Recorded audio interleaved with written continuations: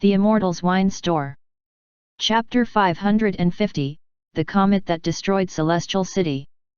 Zhu Shen also tried to ascend towards this mysterious floating city, but he couldn't even reach the mid-part. Lao Go saw that Zhu Shen wasn't focusing on their battle. He felt that the man was treating him lightly now, and this made him furious. Zhu Shen, don't think too highly of yourself. That great personage might have felt pity for you back then, but that doesn't mean anything. You are still nothing compared to him. Don't even think of reaching that place. Even Jian Wang and I failed after trying multiple times. Do you think you're better than us? Fool! Lao Go's aura came crashing down on Zhu Shen, but the latter remained unperturbed as he faced the wild energy that enveloped his body. His white robes fluttered along with the turbulent winds. His long silver hair danced wildly. Zhu Shen's expression turned cold as he suppressed the confusion he was feeling. His questions can be answered eventually, so he decided to finish the battle first. Lao Go, I will never forgive you. You made her suffer 1,000,000 years of torment. Because of your selfishness, a pure and kind soul lived in agony. Die! Zhu Shen finally became serious. He fired thousands of invisible spiritual arrows toward Lao Go while summoning a fearsome sword movement. He even strengthened his sword using his Anma. Triple casting. Lao Go was alarmed upon sensing the dreadful spiritual attacks. He sweated bullets as he created a spiritual barrier to block the invisible arrows. He then muttered, "Impregnable fortress." An incorporeal golden fortress emerged in front of him that blocked the powerful sword strike of Zhu Shen. Bong! This spell was his strongest defensive arts. It could even block a full-powered attack of Jian Wang. However, Lao Go noticed that the golden fortress had cracks slowly forming. What? Lao Go gritted his teeth as he strengthened the fortress by adding his true essence. He sighed in relief when the cracks vanished. Second sword dance, swallowing the sky. He suddenly heard a calm voice drifting to his ears, followed by a strong power that abruptly rained down on him. Lao Go lifted his head and saw Zhu Shen's sword sucking the clouds and the sky like a greedy beast. The golden fortress and the spiritual barrier that protected him showed signs of crumbling. No way! That was only the first move. He thought that the sword strike earlier was some sort of killing move, but it was actually just the first movement. What kind of scary sword technique was this? Zhu Shen's face was expressionless as he said, "This is a technique that I made during the time I was tortured inside the God Sealing Tower. A sword technique born for the sake of killing. I didn't plan to use this since the surrounding area might be affected, but it would be a pity not to use this on the very person that gave me the opportunity to create this sword technique." Lao Go could already feel the rampaging power of the sword technique. "You leave me no choice." He spat out coldly as he summoned the God Sealing Tower. A rift in space opened and a huge tower that reached the skies suddenly emerged. Its body was covered in rusty chains. The black tower emitted an overpowering aura. This was the God Sealing Tower of the Flame Angel race. A celestial rank item that was passed down from generation to generation as an heirloom of the Flame Angel race. A race of battle angels that was known for their destructive powers. The race of Hestia. Zhu Shen recalled her lonely image when she was telling him her story back then. The God Sealing Tower. It was also because of this thing that Zhu Shen was sealed for millions of years.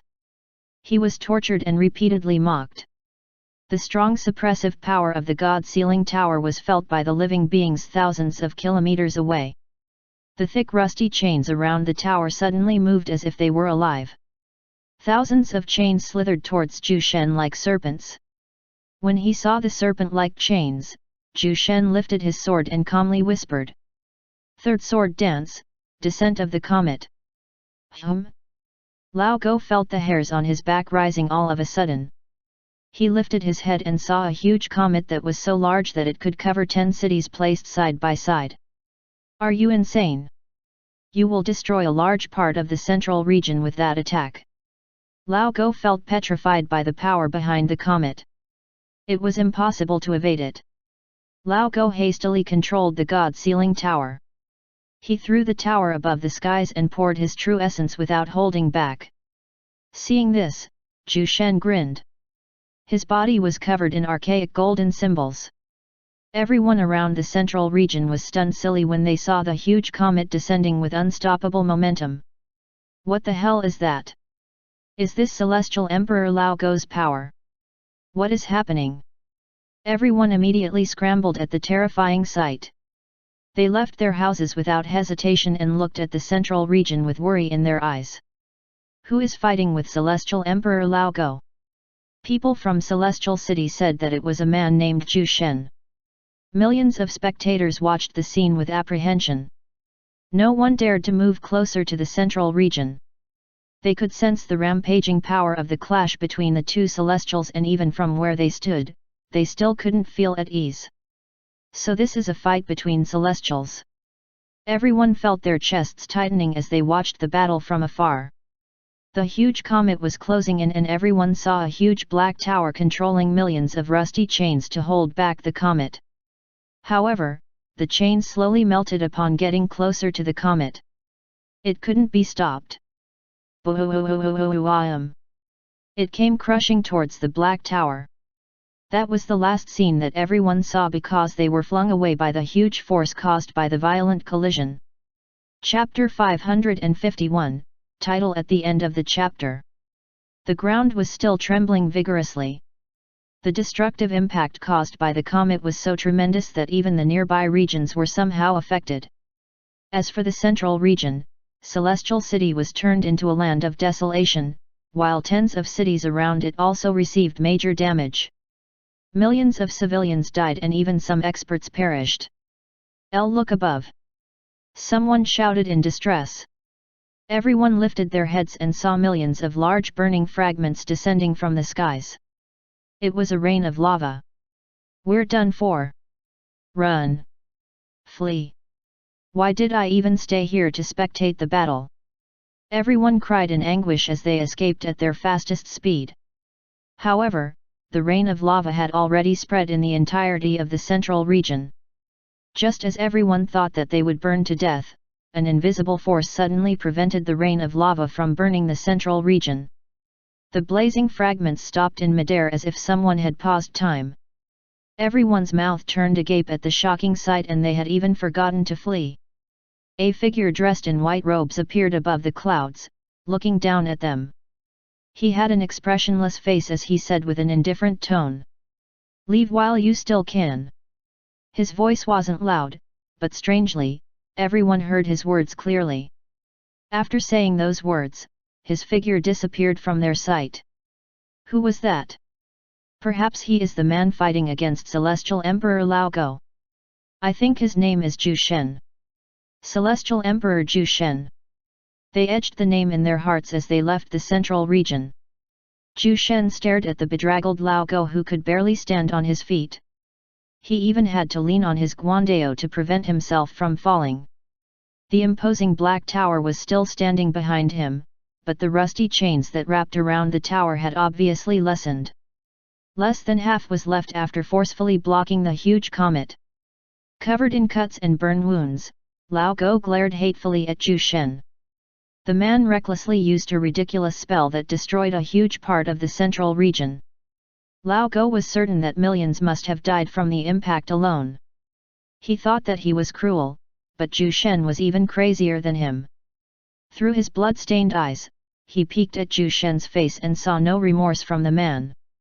As if the act of killing millions was just a simple thing. Cough. Cough. This crazy bastard. I never thought that he would not even hesitate to release such a powerful spell in a highly populated region. Lao Go spat several mouthfuls of blood. His spiritual power was almost emptied and the true essence in his dantian was in a mess. If not for the god-sealing tower taking the brunt of the attack, he would have ended up half dead. Lao Go noticed that Zhu Shen was moving in his direction and this made him unconsciously take a step back. It was then that he realized the true extent of Zhu Shen's power. It was immeasurable. He unconsciously held the handle of his guandao with a tight grip. Every step that Zhu Shen took made his heart almost leap out of his chest. The feeling was foreign to him. It was the first time he showed this kind of reaction to someone. What is this? He muttered to himself. Is this fear? His pupils dilated upon reaching this conclusion. He couldn't even bring himself to deny this. Lao Go, to tell you the truth, this sword technique of mine has 7 sword dances and a special sword dance, but it seems like you can only take one final sword dance. It's a pity that I can't test the remaining sword dances. A regretful voice drifted in Lao Go's ears. S7 sword dances? There's even a final sword dance. Lao Go thought that his hearing had gone wrong when he heard Zhu Shen's words. So the terrifying comet earlier was the final movement? Lao Go suddenly let out a dry laugh. To think that I ended up becoming bitter enemies with such a crazy lunatic. Well, this isn't so bad. As a man recognized by that personage, I don't mind dying in his hands. Zhu Shen paused his steps when he saw the sudden change in Lao Go's expression. He was familiar with that look. It was the face of someone that has given up on his life. Seeing this, Zhu Shen became enraged. He tapped his foot and lunged toward Lao Go as he raised his fist. Pack! Lao Go's face was deformed after receiving the punch. He even realized that he had lost control of his lower jaw. He didn't notice that his guandao had already slipped out of his hand. Like a broken ragdoll, he crashed to the ground. He felt his vision slowly weaken. The scene in front of him was partially covered by his blood. So this is how it looks like to watch the sky as a defeated foe. He thought to himself mockingly. Then, he saw the expressionless Zhu Shen looking down at him. A rain of heavy punches followed. Pa! Pa! Pa! Lao Go could no longer feel the weight of the punches.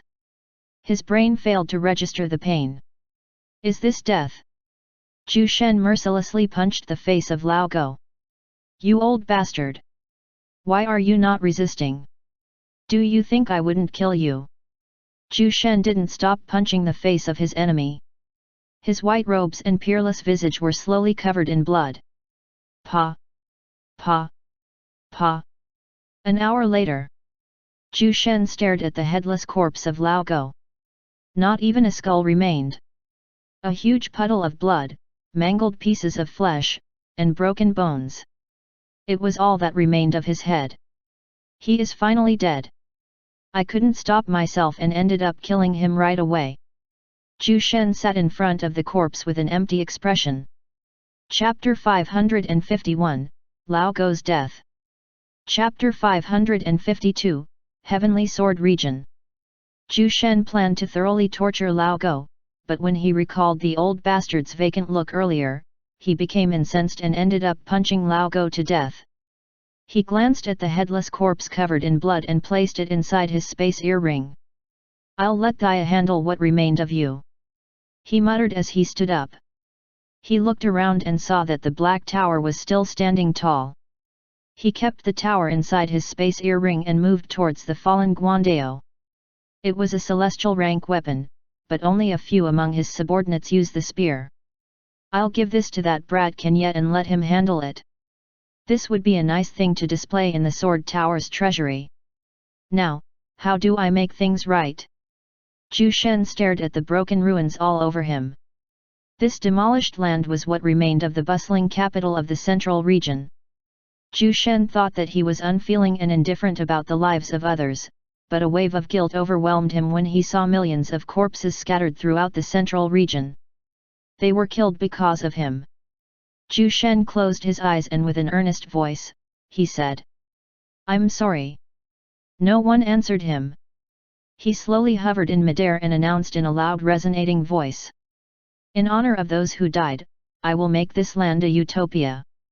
A place free from torment and war. I rename this region, the Heavenly Sword Region. The crowd all over the central region, now called Heavenly Sword Region, prostrated when they heard Zhu Shen's words. His voice was filled with charm that no one voiced out any words of complaint. We greet the Celestial Emperor. We greet the Celestial Emperor. A new celestial emperor was born. In the desert region, the battle between the celestial Paragon Tower and the Heavenly Sword Tower's allied forces was still not over. The celestial Paragon Tower had fewer soldiers left and they were slowly being pushed back. Sect Master Tilu and Vice Sect Master Valir were doing their best to fight the top experts of the opposing force, but one person disrupted the rhythm of the battle. It was a beautiful young lady with blonde hair that reached her shoulders. She had a pair of ocean blue eyes that emitted a terrifying wave of killing intent. Her every sword strike took the lives of countless soldiers. She was like the reincarnation of a war goddess. Is she the person that Father wants us to capture? Tilu asked through gritted teeth. Valir nodded his head with a helpless smile. That's right. Celestial Emperor Laugo wants us to capture her alive and not to harm her in any way. Hearing that, Tilu almost cursed his father but held himself back. This young lady is so ferocious and her every attack is aimed at our vital spots. If we hold back our power, we might end up dying in her hands. Old man, I think we should abandon Father's order and kill this young lady. Valir was stunned upon hearing the sect master's words. It looks like he had finally realized the absurdity of his father's commands. Sect master, you mean? Tilu had a dark look as he shook his head. We can't defeat them. Valir nodded his head and grabbed Tilu's shoulder with one hand. Sect master, bring half of the army and leave this place. I will hold them back and create an opportunity for you to escape. Tilu's eyes widened at his words. He looked at the old man as if he was insane and said, "What the hell are you talking about, old man? If we die then we die together. Are you treating me like a child?" Valir shook his head and pushed him away with a cold look. Tilu, we don't have time to dilly-dally, so shut the fuck up and leave this place. Tilu's body shook when he saw the resolute face of the old man. He gritted his teeth and stared at Valir for the last time before he turned around and left. Looking at his escaping figure, Valir let out a relieved smile. However, a shadow suddenly appeared behind Tilu and swiftly decapitated his head. A ravishing beauty wearing dark armor that was covered in blood was looking coldly at the headless corpse of Tilu. Sect Master. Valir's face fell upon witnessing the abrupt death of Tilu. Die, bitch. He lifted his weapon and struck the cold-faced woman. Thaya calmly deflected the maddened attacks of the old man. He was violently swinging his weapon, leaving many openings in his stance. With a wave of her sword, Thaya executed a beautiful sword movement akin to a goddess dancing in the field of flowers. Pucci. Valir dropped his weapon and held his neck with a blank look. He lowered his gaze and opened his palms. It was covered in blood. With feeble footsteps, he walked towards the corpse of Tilu. The man's decapitated head was lying beside his corpse. Thaya watched the scene with a cold look and didn't stop the old man. Valir opened his mouth, but he could only release croaking sounds. The wound in his neck was deep and it affected his speech. He kneeled and grabbed the head of Tilu to his arms.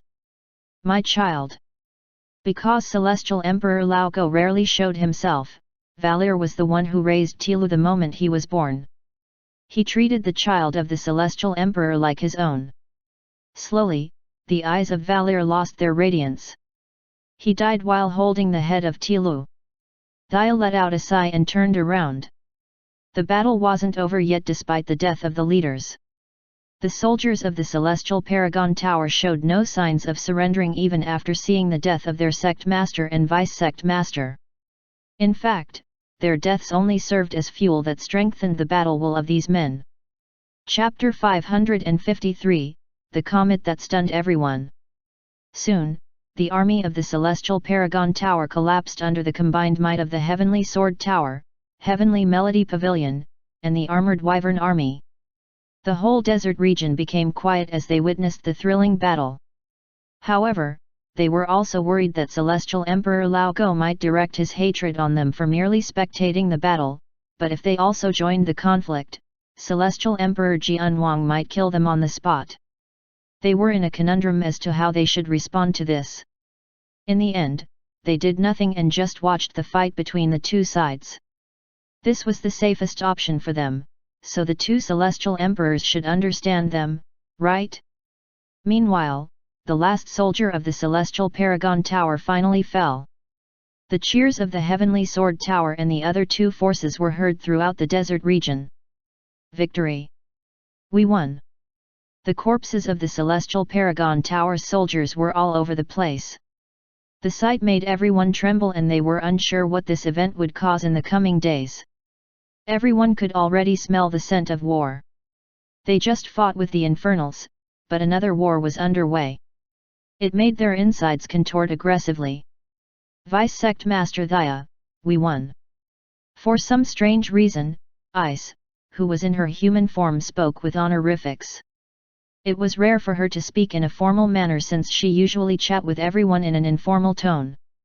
Thea's cold gaze softened as she patted her head. It was a gesture that she had learned from Zhu Shen and she now enjoyed doing it. Of course, only the little girl, Ice, received this kind of treatment. Ice didn't reject her touch. She smiled widely as she stared at Thea's gentle face. Not long later, Ai Chen and Ri Kashao, who were both covered in blood, appeared in front of Thea. They smiled at her as they greeted her warmly with a nod. Thea's face turned cold once again when she directed her gaze at them, but despite the lack of emotion on her face, the two weren't the least bit bothered. Thank you for helping our Heavenly Sword Tower. From this moment on, we will consider you guys as our friends. Thea said in a calm voice. Ai Chen immediately shook her head upon hearing this. I am merely repaying the favor shown by your people and Wine Master Zhu Shen. She replied with a smile. Ri Kashao nodded his head in agreement. Indeed. If not for the help of the Heavenly Sword Tower, many of my brothers would have died under the hands of those infernals. Thea nodded her head at their words. She wouldn't forget their help. She will report this to Zhu Shen. Oh, by the way. I haven't seen Wine Master Zhu Shen after he killed the High Chieftain of the Infernals. Do you perhaps know where he is, Miss Thea? Ri Kashao asked the valiant woman in front of him. Her strength came as a shock to him, especially after having witnessed it with his own eyes. Miss Thea killed the Sect Master and the Vice Sect Master of the Celestial Paragon Tower all by herself. Just this feat alone was enough to make her famous in the entire primordial god realm. Not to mention that even the upper echelons of the Heavenly Sword Tower also displayed remarkable combat prowess. The rise of this new major power was bound to happen. Ri Kashao was certain of this. The sect master of this sect was even more monstrous. He killed a celestial god realm infernal in a one-on-one matchup. That means that he had already become a celestial. This was also the reason why he decided to help the Heavenly Sword Tower despite the enemy being the Celestial Paragon Tower. He was betting on the man named Zhu Shen. Suddenly, everyone sensed an overwhelming energy in the direction of the central region. They unconsciously turned their heads and saw a shocking sight that almost made them jump in dread. A huge comet. It was so large that it must be enough to engulf 10 cities with just its size alone. They wondered who could summon such a formidable spell. Is that thing summoned by Celestial Emperor Lao Go? Perhaps. Only someone at his level could release such a fearsome power. But I'm more curious about the person who made him launch that kind of monstrous comet. Suddenly, a figure appeared in front of them. He was a middle-aged man with a sword strapped behind his back. The abrupt appearance of the middle-aged man stunned everyone. Greetings, Sword God Jian Wang. They all greeted respectfully. However, Jian Wang merely waved his hand and continued looking at the distant comet. His eyebrows knitted into a frown as he muttered. Lao Go doesn't have the ability to summon such destructive power. Maybe it's him. Jian Wang recalled the image of Zhu Shen's broad back. Who are you talking about, brother Jian? Only one person could speak like this to the sword god. One of the last phoenixes, Furion. Everyone was also curious. Other than Celestial Emperor Lao Go, who else could have that kind of power in the central region? The only person they could think of was Asmodeus, but the man was severely injured and was still nursing his wounds according to the rumors they heard.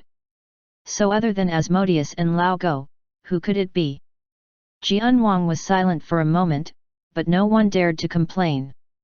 Luckily, he spoke after a little while. A new celestial. A celestial whose power surpasses even mine.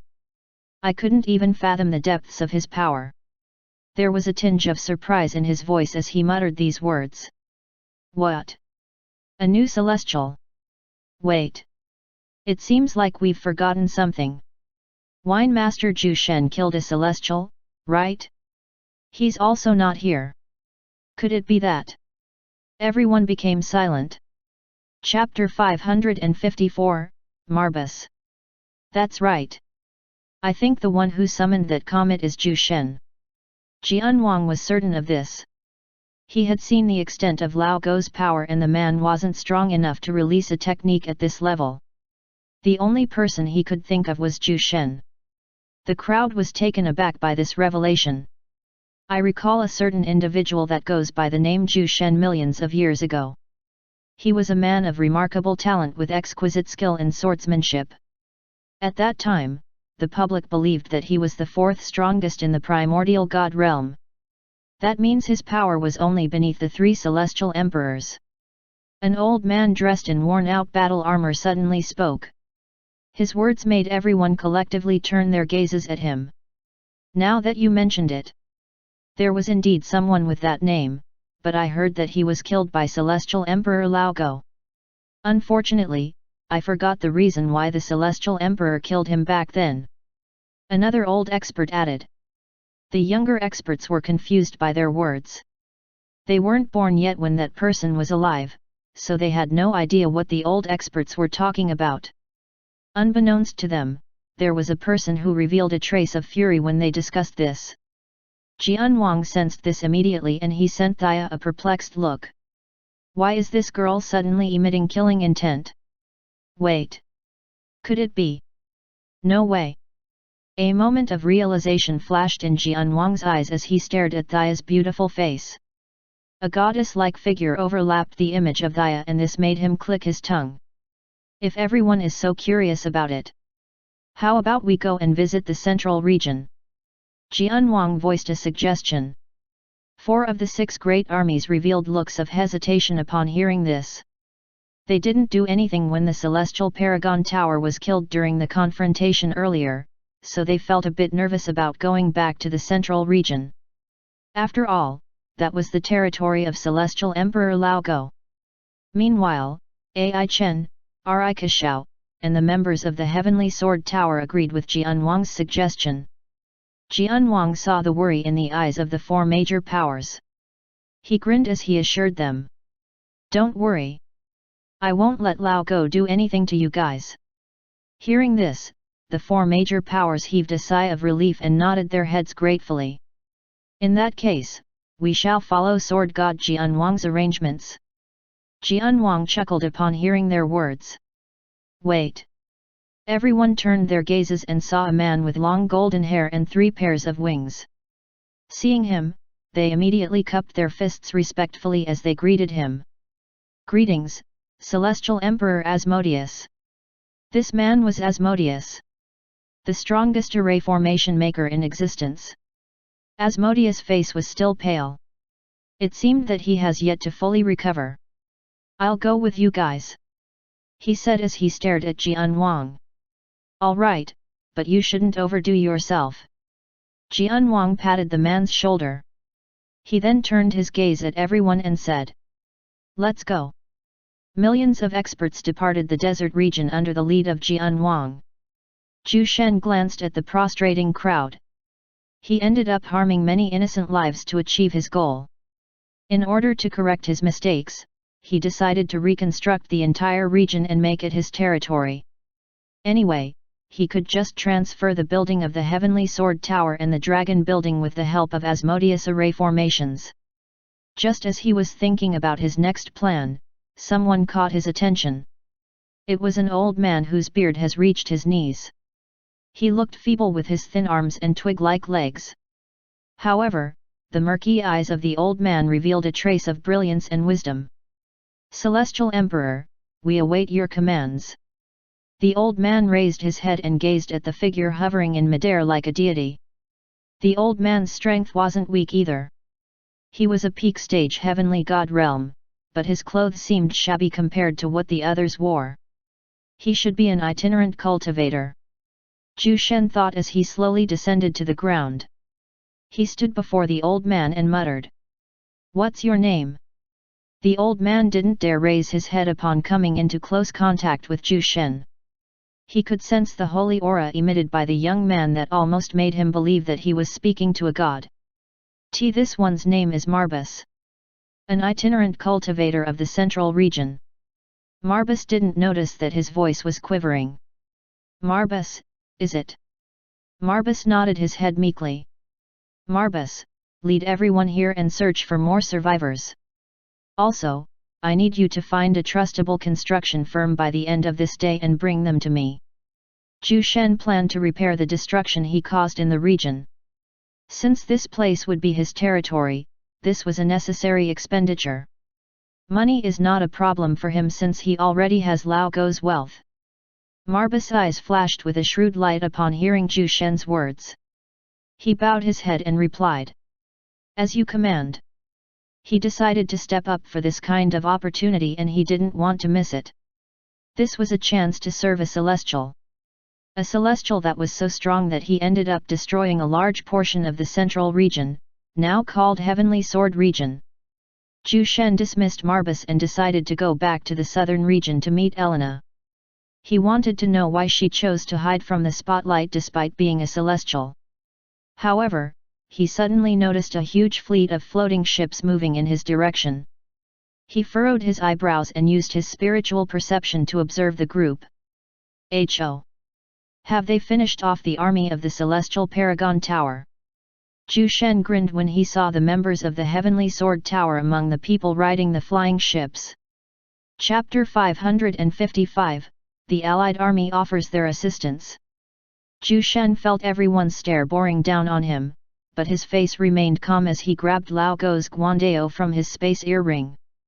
"This the weapon that Lao Go used to fight me." The crowd stared at the guandao with fascination. The weapon in itself looked mighty and imposing. There were also high-level inscriptions inscribed on the blade of the guandao. "That is a celestial rank weapon," Jianwang muttered as he closely observed the golden guandao. Asmodeus nodded his head and pointed at the inscriptions as he added, "Indeed. And the inscriptions here are at the celestial rank. That means this weapon is not just a common celestial rank guandao. It's the best of the best." The words of the two celestials carried a huge weight and everyone could already tell the value of the weapon from their words alone. It was priceless. Then, the crowd recovered their senses. Since Wine Master Zhu Shen has the weapon of Celestial Emperor Lao Go, does that mean that he? Amazing! Zhu Shen kept the guandao inside his space earring. He then sent an apologetic look toward the crowd. "Everyone, most of you here live in the central region, but as you can see, the place isn't habitable at the moment. I apologize for that." "No.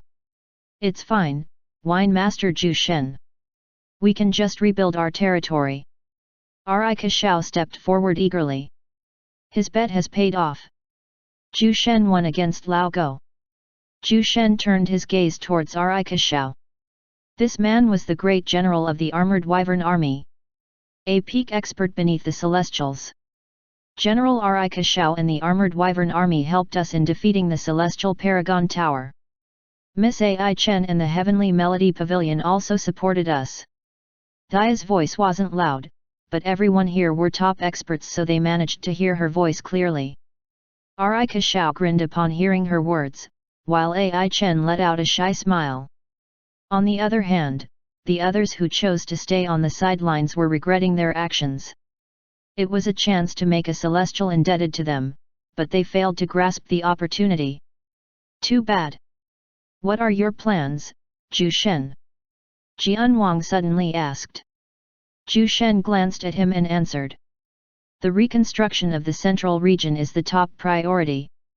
I've already asked someone to call for a construction firm that would take this job. The search for survivors is also underway, so it should be fine for now. Oh, right. I have something to tell you guys. Everyone stared at him in confusion. What was he going to say? Zhu Shen smiled and announced. I've decided to make this place my territory. From now on, this region will be renamed Heavenly Sword Region. Heavenly Sword Region. Oh. I see. That's good. Do you want us to help in reconstructing the Heavenly Sword Region? Jianwang smiled as he offered that. That would be great. Zhu Shan readily agreed. With more people helping him, the reconstruction speed of the Heavenly Sword Region will increase. In that case, we will offer our manpower and resources to help Wine Master Zhu Shen in reconstructing the Heavenly Sword Region. That's right. We will help Wine Master Zhu Shen. The allied army immediately offered their assistance. It was a chance for them to befriend the new ruler of the region. They didn't want to miss this opportunity. Thank you, everyone. After the reconstruction of the Heavenly Sword Region, I will invite all of you for a celebration. Zhu Shen said with a smile. It wasn't bad to make friends with these people. They might have ulterior motives, but it was fine. Zhu Shen knew how to bind these people with him and make them his own.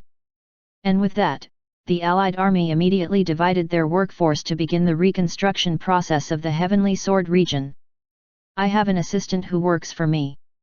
He will be responsible for the overall progress of the reconstruction. His name is Marbus. Zhu Shen informed them. The leaders of the allied army ingrained the name in their minds. Soon, they left and started their preparations. The only ones left were the members of the Heavenly Sword Tower and the 3 Celestial Emperors. You guys should help Marbus. The others might not listen to him since he is an itinerant cultivator. Thaya, we will talk about everything once I come back. I still have something to do. Zhu Shen held Thaya's hand gently as he looked at her. Thaya nodded her head. All right, I understand. Thaya led the Heavenly Sword Tower. When they left, Zhu Shen glanced at Jianwang and Asmodeus. Do you guys know about Elena? Jianwang furrowed his eyebrows and shook his head. No. Why? Asmodeus was silent as if he was hesitating, but he also shook his head. It looks like Jianwang has no idea about her, but Asmodeus is acting suspiciously. What is he hiding? Zhu Shen thought to himself. Before I became a celestial, everyone thought that there are only 3 celestials in the primordial god realm.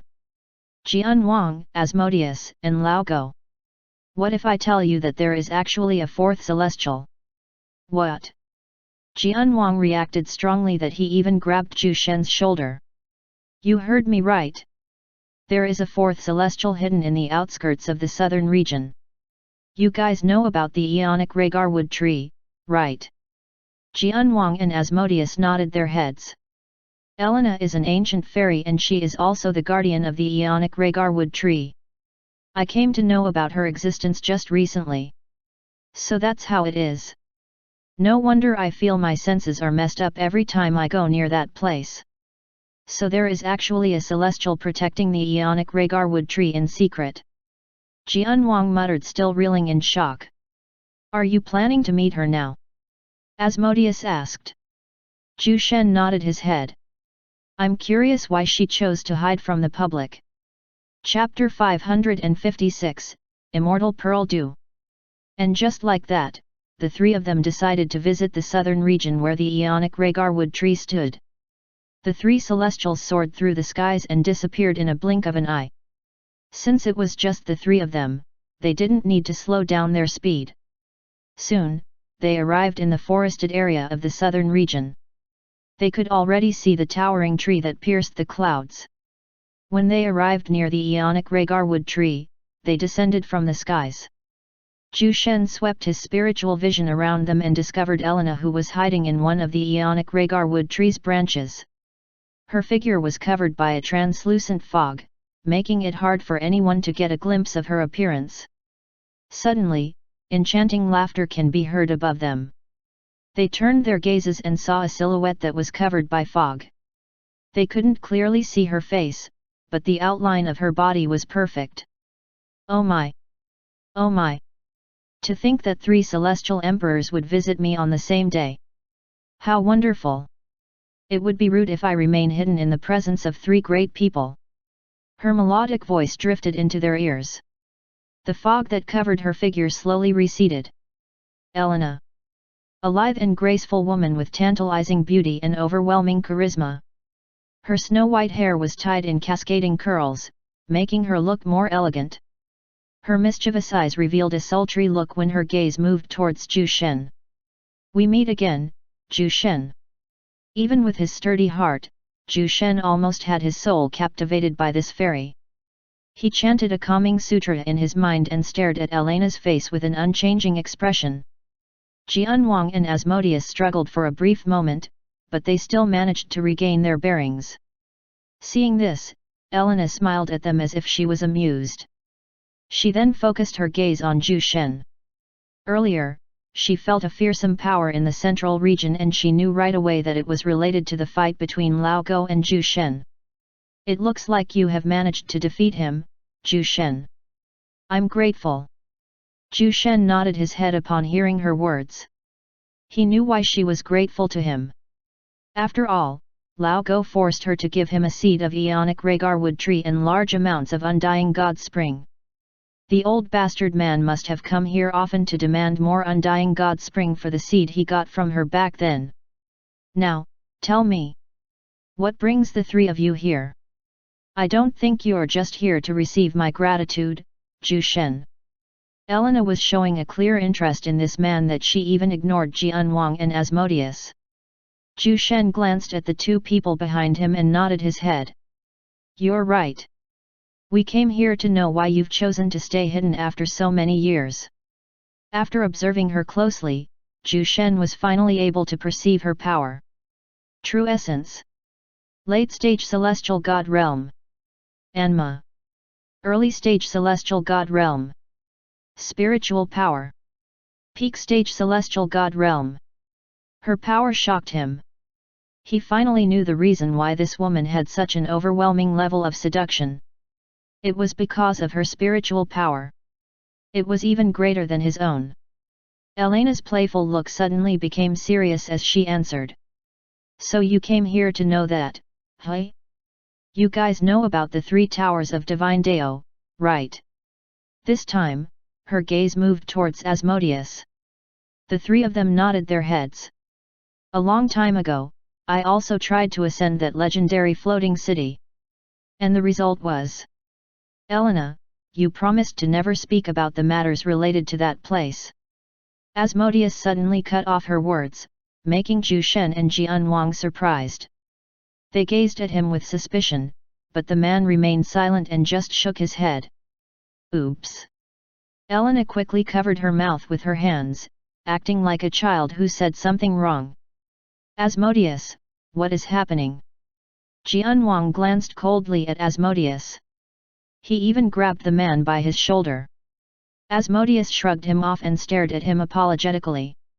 I'm sorry, Jianwang, but I cannot say anything about it.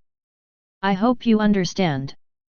Jianwang sighed upon seeing him act like this. Fine. But I hope that you will tell us one day. Asmodeus revealed a look of hesitation and sighed. Give me some time to think about it. I'll leave you guys for now.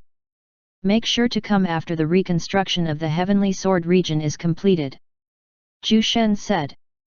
All right. I will be there. Asmodeus left after that.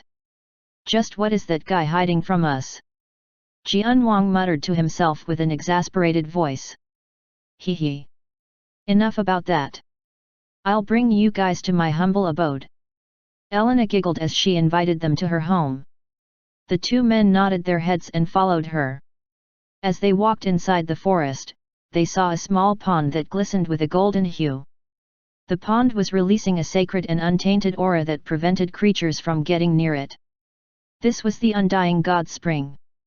To think that the Undying God Spring is actually hidden inside this forest. Jianwang muttered as he stared at the golden spring. Soon, the trio arrived in front of a huge tree house. Elena pushed the door open and led them inside. She brought them to her tea room, which was located on the second floor of the tree house. Take your seats.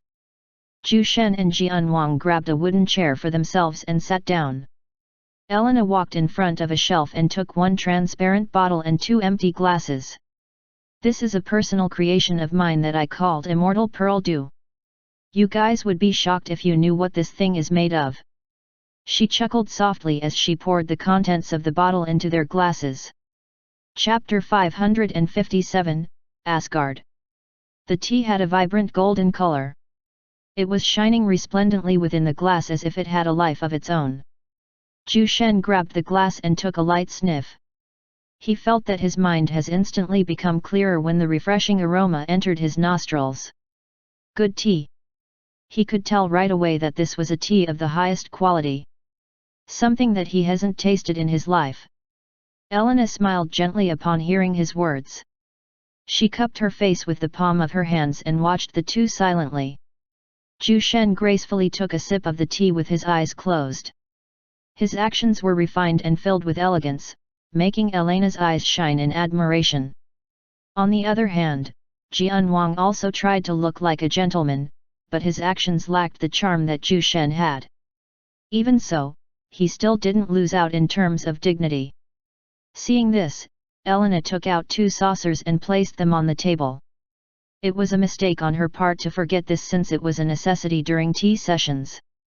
Zhu Shen smiled as he placed the glass on the saucer.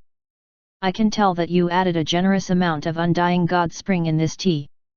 There are also a few heavenly rank herbs added, but there are two ingredients that I couldn't identify. Could you please enlighten me about this, Elena? Elena stared at him with a praising look. This guy managed to tell the ingredients used to make the tea after a small sip. So you're also a tea lover? That's right.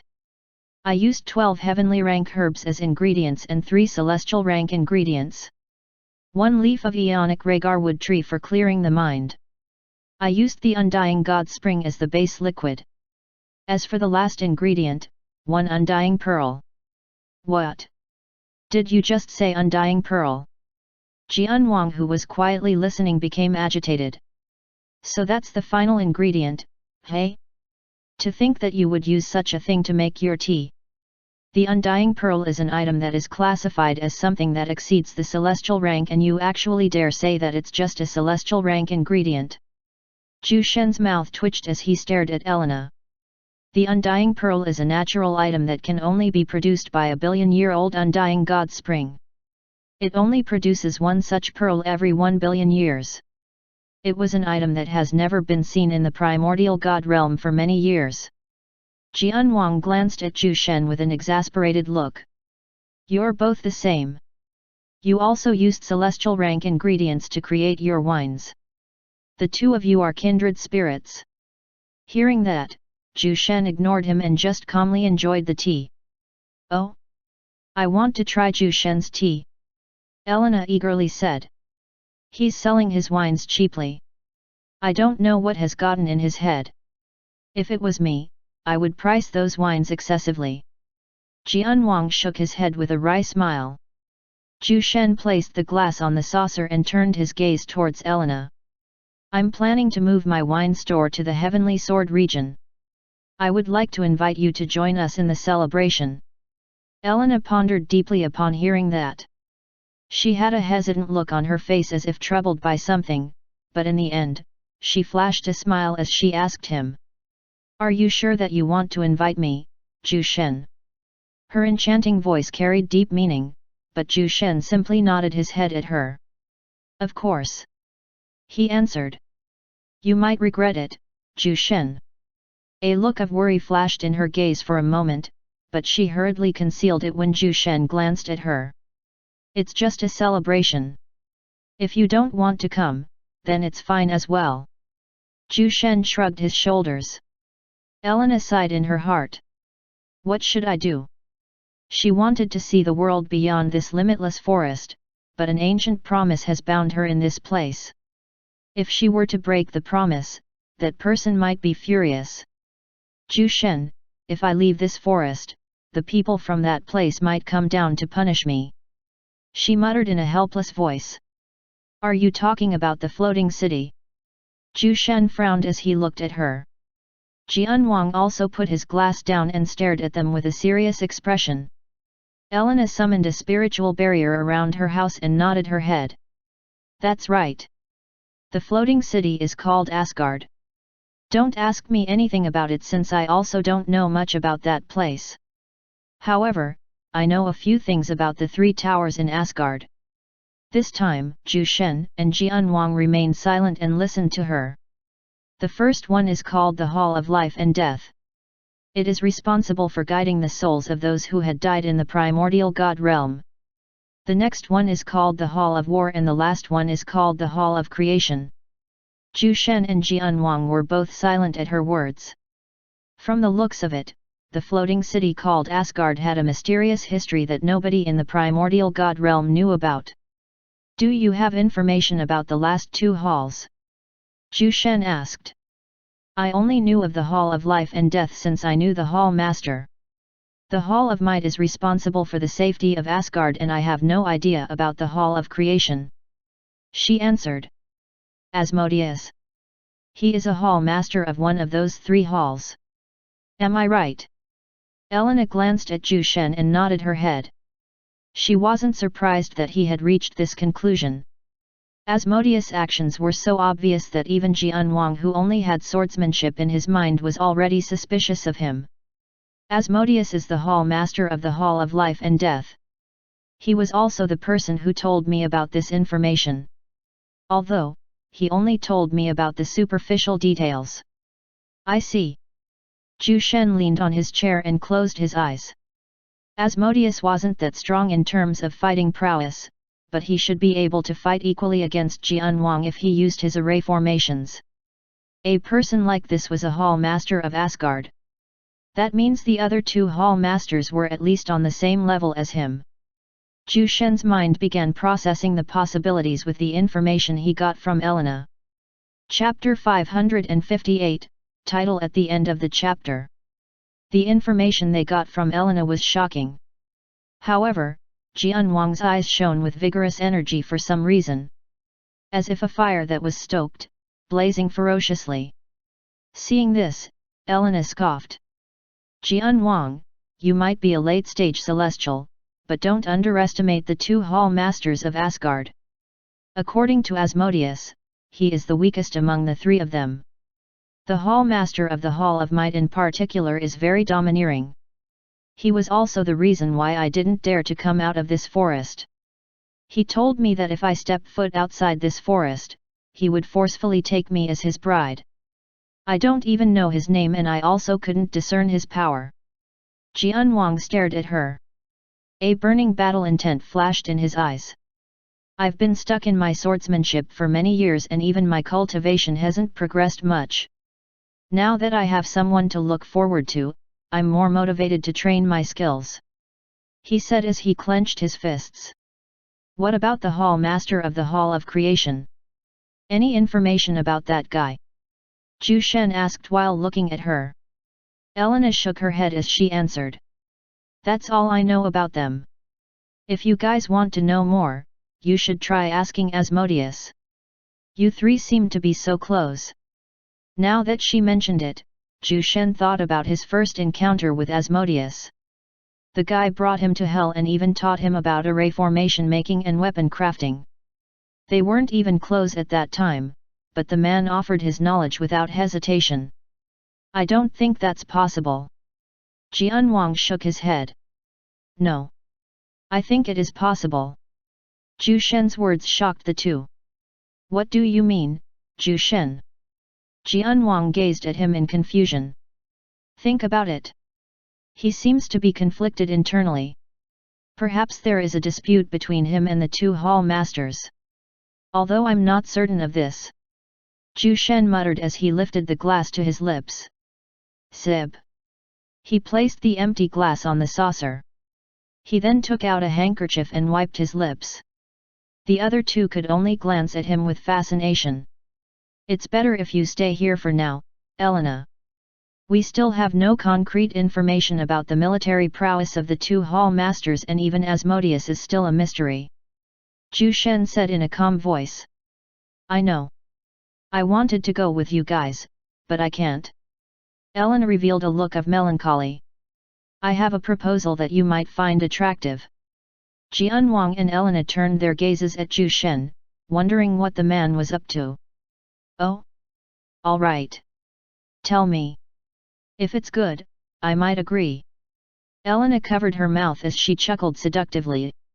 You want to see the outside world, right? Zhu Shen asked her. Elena nodded her head gently. Elena, I will help you step out of this forest. In return, you will join my heavenly sword tower. The eyes of Elena and Jianwang turned wide when they heard his words. Jianwang grabbed his shoulder and asked. Zhu Shen, are you planning to fight against them? To that question, Zhu Shen shook his head. If they can be reasoned with, then there is no need to fight. However, if they're stubborn and refuse to answer my questions, then... Jianwang immediately closed his mouth after getting his reply. What kind of questions are you going to ask them that you're even willing to fight them if needed? Elena was curious. She wanted to know why Zhu Shen was suddenly acting like this. You guys know that I died under the hands of Lao Go millions of years ago, right? The two nodded their heads. They've heard about the news of Zhu Shen's death. Many sword-wielders lamented the death of such peerless talent. A great war even erupted at that time to take revenge for his death. I think my reincarnation is related to Asgard. You're right. Only those guys are capable of doing that. Even celestials like us could not revive the dead. Jianwang was a late-stage celestial, but he wasn't capable of reviving a dead person. I see. All right. I'll join your heavenly sword tower, Zhu Shen. Elena smiled as she extended her hand toward Zhu Shen. Welcome aboard. Zhu Shen grabbed her smooth hand with an expressionless face. Wait. What about me? Come on, Zhu Shen. Just give me a large supply of your wines and I'll join your heavenly sword tower. Jianwang pointed at himself. Zhu Shen's eyes twitched, but he still agreed. This was Jianwang, the strongest sword user in the primordial god realm other than him. And just like that, Zhu Shen managed to hire two powerful celestials for the heavenly sword tower. I will remove the spiritual barrier now. Those guys might be monitoring me, so we should be careful. I will send a kin of mine to join you guys in your celebration. Just send me a formal invitation later. Elena said as she removed the spiritual barrier. Zhu Shen and Jianwang stood up. Now that they had completed their objectives here, it was time for them to go. In that case, we will take our leave, Elena. I hope that we will see you soon. Zhu Shen departed with Jianwang. Elena stood atop the branch of the Ionic Rhaegarwood tree and stared at their receding figures. Swoosh! Can they be trusted, Sister Elena? An ethereal figure emerged behind Elena. Her smooth snow-white skin was covered by the leaves of the Ionic Rhaegarwood tree. She was looking at Elena with a gentle look on her face. Elena shook her head. I don't know, but they are the only ones that we can depend on. The ethereal figure sighed and her body turned into a speck of golden light that merged with the branch of the Ionic Rhaegarwood tree. Chapter 559, Meeting. Zhu Shen went back to the Heavenly Sword region with Jianwang. The two of them chatted idly and Jianwang asked Zhu Shen about his fight with Lao Go. To his endless barrage of questions, Zhu Shen merely remained silent. Zhu Shen couldn't believe that the man revered by everyone as the sword god was actually this chatty. He might have gotten this personality from his buddy, Furion. Soon, the two arrived in the Heavenly Sword region. The reconstruction of the region will be completed in a few months. What are you gonna do this time? Jianwang asked him. Let's wait for Asmodeus to come here. I need his help to transport my wine store and the sword tower. I don't think the Heavenly Melody Pavilion is capable of creating an array formation that could transport something so huge. but I'll try to ask Miss Ai Chen about it. Zhu Shen replied right away. His wine store and the sword tower were both in the desert region. That place isn't a good environment for his people. The density of true essence in the desert region could not be compared to the huge influx of energy in the heavenly sword region. I see, but do you think that guy will come back here? Jianwang was talking about Asmodeus. He thought that they could be friends, but the latter seemed to be hiding a lot from them and his background was a mystery. If I'm right about him, then he will be here within 3 days. Zhu Shen answered with a smile. But even if he comes back, can we trust his words? He might be doing this deliberately to confuse us. Maybe this might even be the plan of Asgard. Jianwang retorted. You're right to feel suspicious about him. Asmodeus is an individual who's hard to read. Let's just wait for 3 days and we'll know where he stands by then. Zhu Shen answered in a calm voice. In truth, he wasn't certain about Asmodeus. The guy might have been sent by Asgard to test them, so it was better to remain cautious. I hope you're right, Zhu Shen. Jianwang sighed and shook his head. 3 days later. The reconstruction of the Heavenly Sword Tower was still underway, but with the support from the 6 great armies, the process became smoother. News about the destruction of the Celestial Paragon Tower also spread like wildfire. Everyone was shocked when they heard that the number 1 sect in the primordial god realm was wiped out. When everyone heard that Celestial Emperor Lao Go fell in battle, they became even more stupefied. Major powerhouses sent their envoys to investigate the matters and they soon got a piece of shocking news.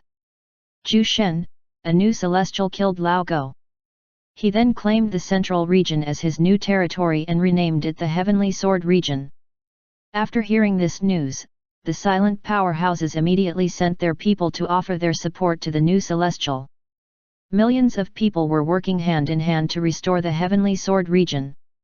Meanwhile, in a luxurious restaurant at the outer fringes of the Heavenly Sword region, 2 men covered in hooded long robes sat together. They didn't stand out since most of the itinerant cultivators were dressed just like them. Are you sure that he will be here? Zhu Shen nodded his head. He should have seen the note that I've left. Fine. Let's grab ourselves some food and drinks as we wait. Jianwang shrugged his shoulders and beckoned to a waiter. Can we have the menu, please? He asked the waiter. The waiter smiled at him and said. Yes, sir. Here it is. Jianwang took the menu in his hands and scanned the array of food and drinks. Everything looked appealing and delicious.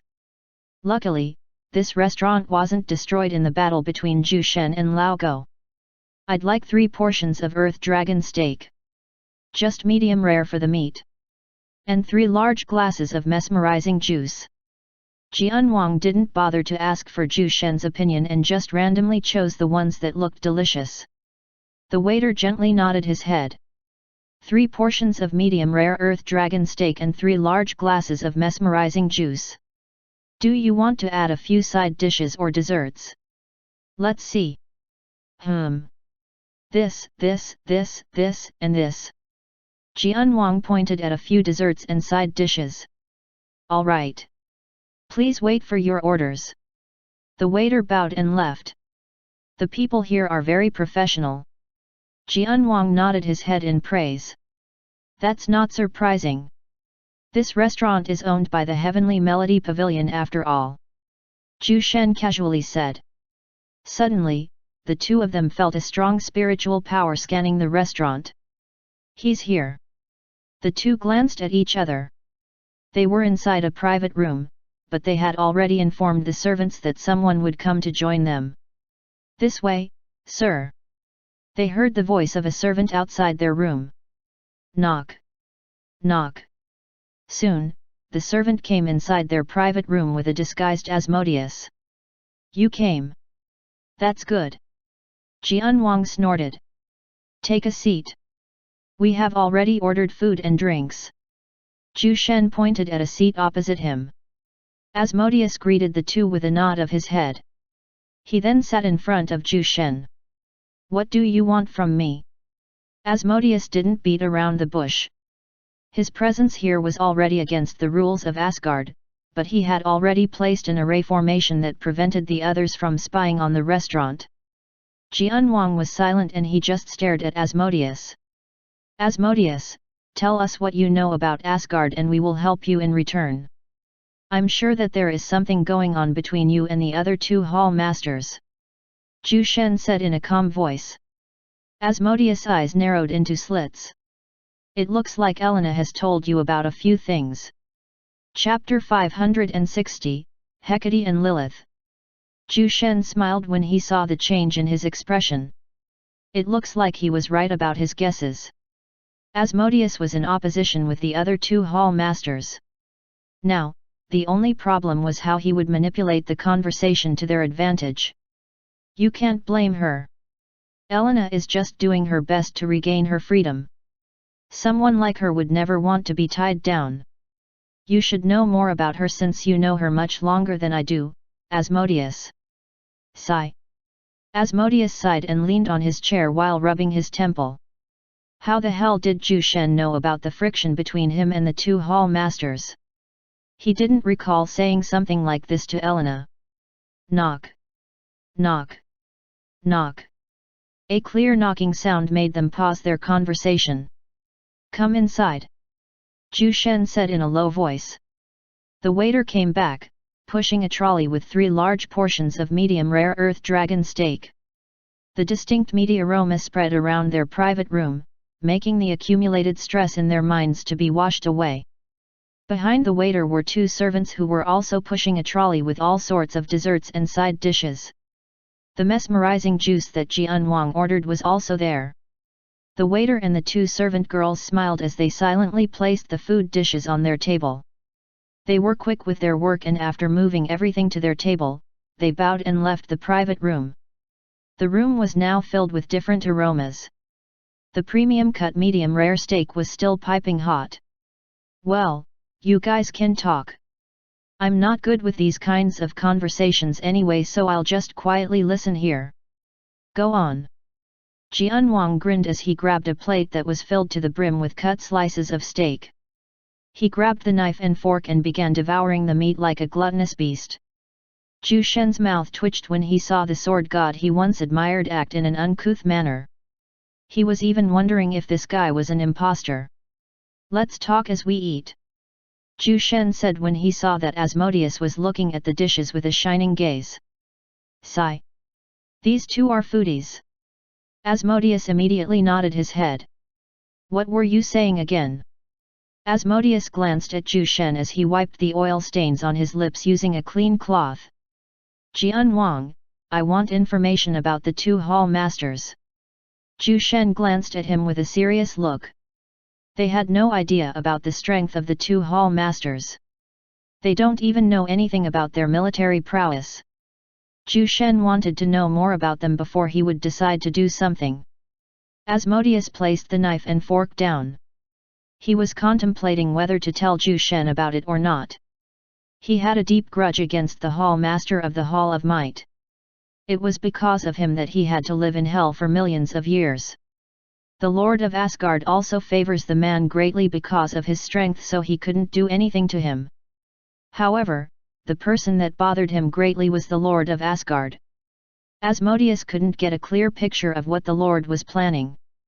He seemed to be enveloped by a thick fog of mystery. After serving him for many years, Asmodeus still could not fathom the mind of the Lord.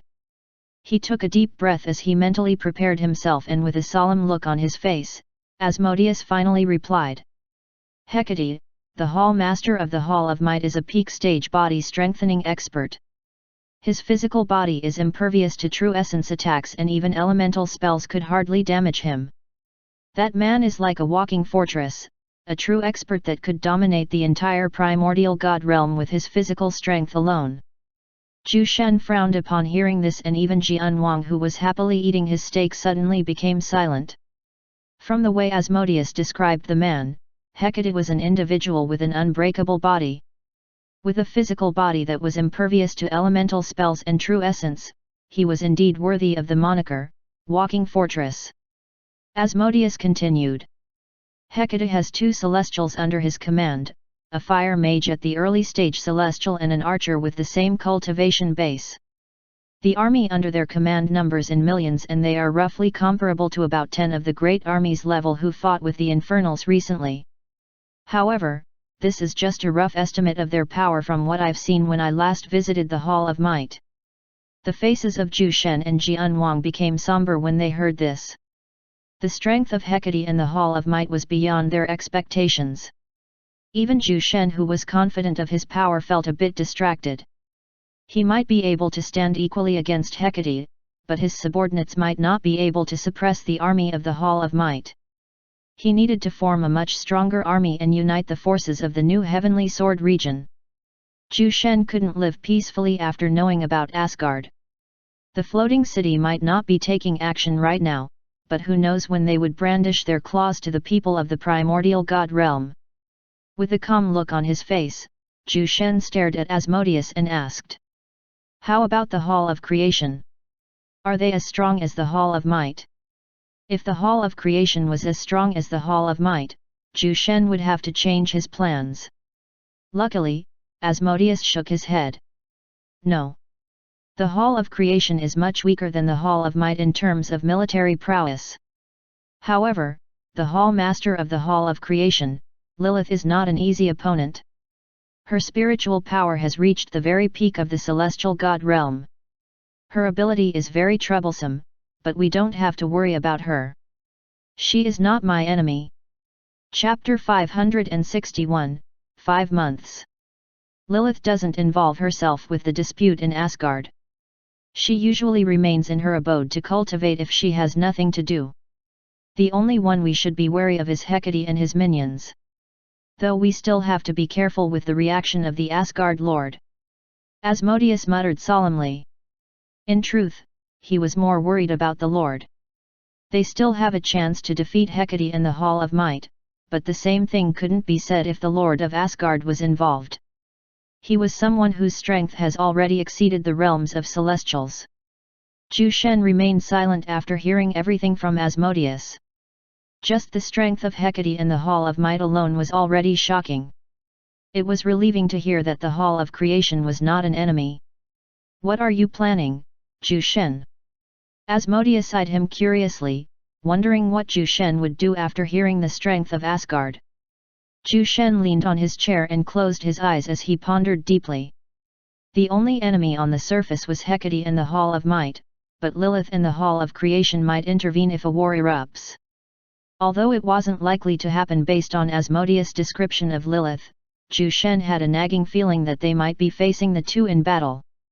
Not to mention that there was still the mysterious Lord of Asgard. The Celestials on my side are Jian Wang, Elena, and Asmodeus, but I'm still not sure if I should trust Asmodeus. Including myself, there are 4 of us against 3 from the Hall of Might. No. I shouldn't be hasty. I'll focus on strengthening our soldiers first. Zhu Shen opened his eyes and turned his gaze towards Asmodeus. The man was waiting for him to speak. We can't defeat them now with our current strength. I'm confident that we can hold back the 3 Celestials of the Hall of Might, but our subordinates might have a hard time. For now, I plan to focus on the reconstruction of the Heavenly Sword Tower and the reorganization of our army. He then glanced at Jian Wang, who was sitting leisurely beside him. Jian Wang, I need your help with this. Among all of us, you have the most resounding reputation and rallying power. You can summon everyone with just a few words. Jian Wang turned his gaze at Zhu Shen and nodded his head. His face was serious. What do you want me to do? He also felt the threat looming over their heads. He wasn't used to this feeling. He didn't want to leave his fate in the hands of others. I want you to create an army and shape them into an elite force. I will help you in persuading the leaders of the major powerhouses. With their intelligence, they should realize the threat of Asgard. For some reason, Zhu Shen felt that their future was difficult to predict. Asmodeus frowned as he looked at Zhu Shen. Why is this guy so adamant about fighting with Asgard? Zhu Shen also didn't why. However, he had this feeling that Asgard would one day cause chaos to the primordial god realm. The three celestials continued discussing their future cooperation. 5 months later, Zhu Shen stared at the new buildings beneath him. He was hovering above Sword City, the new capital of the Heavenly Sword region. Millions upon millions of people crowded the streets of Sword City, providing it with a bustling atmosphere. Floating lanterns and fireworks covered the skies as everyone celebrated the emergence of a new powerhouse and the successful reconstruction of the Heavenly Sword region. At the center of Sword City was a towering skyscraper with the shape of a sword. It looked majestic and imposing with its blade pointed at the skies. The crowd looked up at the sword tower in awe of its magnificent structure. Meanwhile, just opposite the sword tower was a dragon building surrounded by tall golden fences. A huge crowd of people can be seen loitering around this place. There was also a long queue of customers lining up at the entrance of the dragon building. With the help of Asmodeus, Zhu Shen was able to transport the sword tower and the dragon building to the Heavenly Sword Tower. Without that guy's help, it would have taken him a few years to create an array formation that could transport the two large buildings. 5 months ago, Jian Wang announced to the whole world that he had joined the Heavenly Sword Tower. He also announced that he would be creating a large army of elites, causing many sword experts to immediately line up at the entrance of the Sword Tower. Many shocking changes happened in the newly reconstructed region, but everyone has become numb to the news by now. Zhu Shen slowly landed on the ground under the worshipping gazes of millions of people. Dressed in plain white robes with golden embroidery and coupled with his handsome face, everyone regarded him as a deity. Greetings, wine god Zhu Shen. Greetings, wine god Zhu Shen. The crowd greeted him in unison. Their sonorous voices traveled throughout the entire Sword City. Wine god Zhu Shen. This has become his new title after becoming a celestial. He didn't know who came up with it, but he was pleased about his new title. Zhu Shen smiled at the crowd. Don't mind me, everyone. Just enjoy the celebration. He had learned how to speak to a large crowd within the last 5 months. The crowd bowed at Zhu Shen and dispersed in all directions. The celebration continued and the loud cheering of the people echoed in every corner of the city. Wine God, the envoy sent by Miss Elena has arrived. A soldier dressed in black armor reported while kneeling on one knee. Oh! Bring this person to me. Zhu Shen said with a look of anticipation. He had sent someone to the southern region to deliver an invitation letter to Elena. She mentioned that she would be sending one of her people to join the celebration. Zhu Shen wanted to see this person. Chapter 562, Rose. Inside the Immortal's wine store. Greetings, wine god Zhu Shen. A woman with beautiful facial features and elegant bearing bowed at him with a look of admiration on her face. Zhu Shen smiled at her and pointed at a seat in front of him. No need for formalities. What's your name? The woman didn't dare to sit casually and postured herself humbly on her seat. She then adjusted her light blue dress and responded with a smile. My name is Rose. I'm an adopted daughter of Her Highness Elena. Zhu Shen was inwardly surprised when he heard her introduction. Elena actually had an adopted daughter. Oh? Elena didn't mention that she has a daughter. How surprising! Zhu Shen honestly told her his feelings. Rose's face lit up when she realized that the man in front of her was more amiable than she had thought. Her Highness Elena didn't marry someone, but she has the responsibility to train an heir for the ancient fairies. I was the most talented in the younger generation of ancient fairies despite being an orphan. When Her Highness heard about me from the others, Her Highness looked for me and took me as her adopted daughter. This was a woman with a story. It was great that she was adopted by Elena, and from her expression, she seemed to be happy in her life. Elena is truly a kind lady. Zhu Shen muttered as he leaned on his chair. Rose nodded her head exaggeratedly. Young Miss Rose, you can join the others in the celebration. Rose stood up after getting the signal to leave. Thank you for having me, wine god Zhu Shen. She bowed before leaving the dragon building. Ren Zhuang. Zhu Shen called out. Swoosh! A shadow silently appeared behind him. Make sure that nothing goes wrong in the celebration. You can mobilize the Punishment Division and the Blood Sword Division to monitor the safety of everyone inside the city. Also, tell Marbus to come here. Zhu Shen muttered in a calm voice. The former itinerant cultivator, Marbus, was very useful during the last 5 months. He united the itinerant cultivators and the scattered major powers of the Heavenly Sword region. His talents in management and diplomacy were revealed, and even Zhu Shen was pleasantly surprised by the old man's abilities. I understand. Ren Zhuang bowed and left silently. At the center of Sword City, there was a huge platform with bards singing and dancers showing their exquisite moves. Delicious food and beverages were being distributed by the members of the Heavenly Sword Tower to the people. Everyone wore smiles on their faces as they chatted excitedly with their friends. An old man with long white hair was surrounded by a group of nobles. The nobles were flattering the old man with their words, and some of them even offered him valuable gifts. This old man was Marbus, the newest elder of the Heavenly Sword Tower. Thank you, everyone. Marbus was all smiles as he swept his gaze towards the group of nobles around him. He thought that this scene was impossible for someone of his standing, but everything was already happening in front of him. He knew that this was only possible because of one person, and he praised himself for being smart back then. Lord Marbus, I hope that you can put in a good word to the division heads of the Heavenly Sword Tower on my behalf. The Alfara family will be your friends from now on. Lord Marbus, my son wants to join the Heavenly Sword Tower. Lord Marbus. Suddenly, he felt a strong presence behind him. Marbus ignored the nobles and turned his gaze. There were 2 individuals looking at him calmly. One was a man with long wavy hair with 2 swords behind his back. The other one was a young man with sharp facial features. When he saw them, he immediately cupped his hands and greeted them in a respectful voice. Greetings, Division Head Ren Zhuang and Division Head Yang Zhenqi. When the group of nobles heard this, they paled in fright and they immediately kneeled as they greeted. Greetings, Division Head Ren Zhuang and Division Head Yang Zhenqi. These 2 were division heads of the Heavenly Sword Tower. Their authority was only beneath Sect Master Zhu Shen, Vice Sect Master Thia, and Grand Elder Jian Wang. While facing these 2 high-ranking division heads, the noble family heads didn't even dare lift their heads. The crowd around them also noticed the disturbance, and they immediately prostrated when they saw that the 2 men were wearing the exclusive robes used only by the division heads of the Heavenly Sword Tower.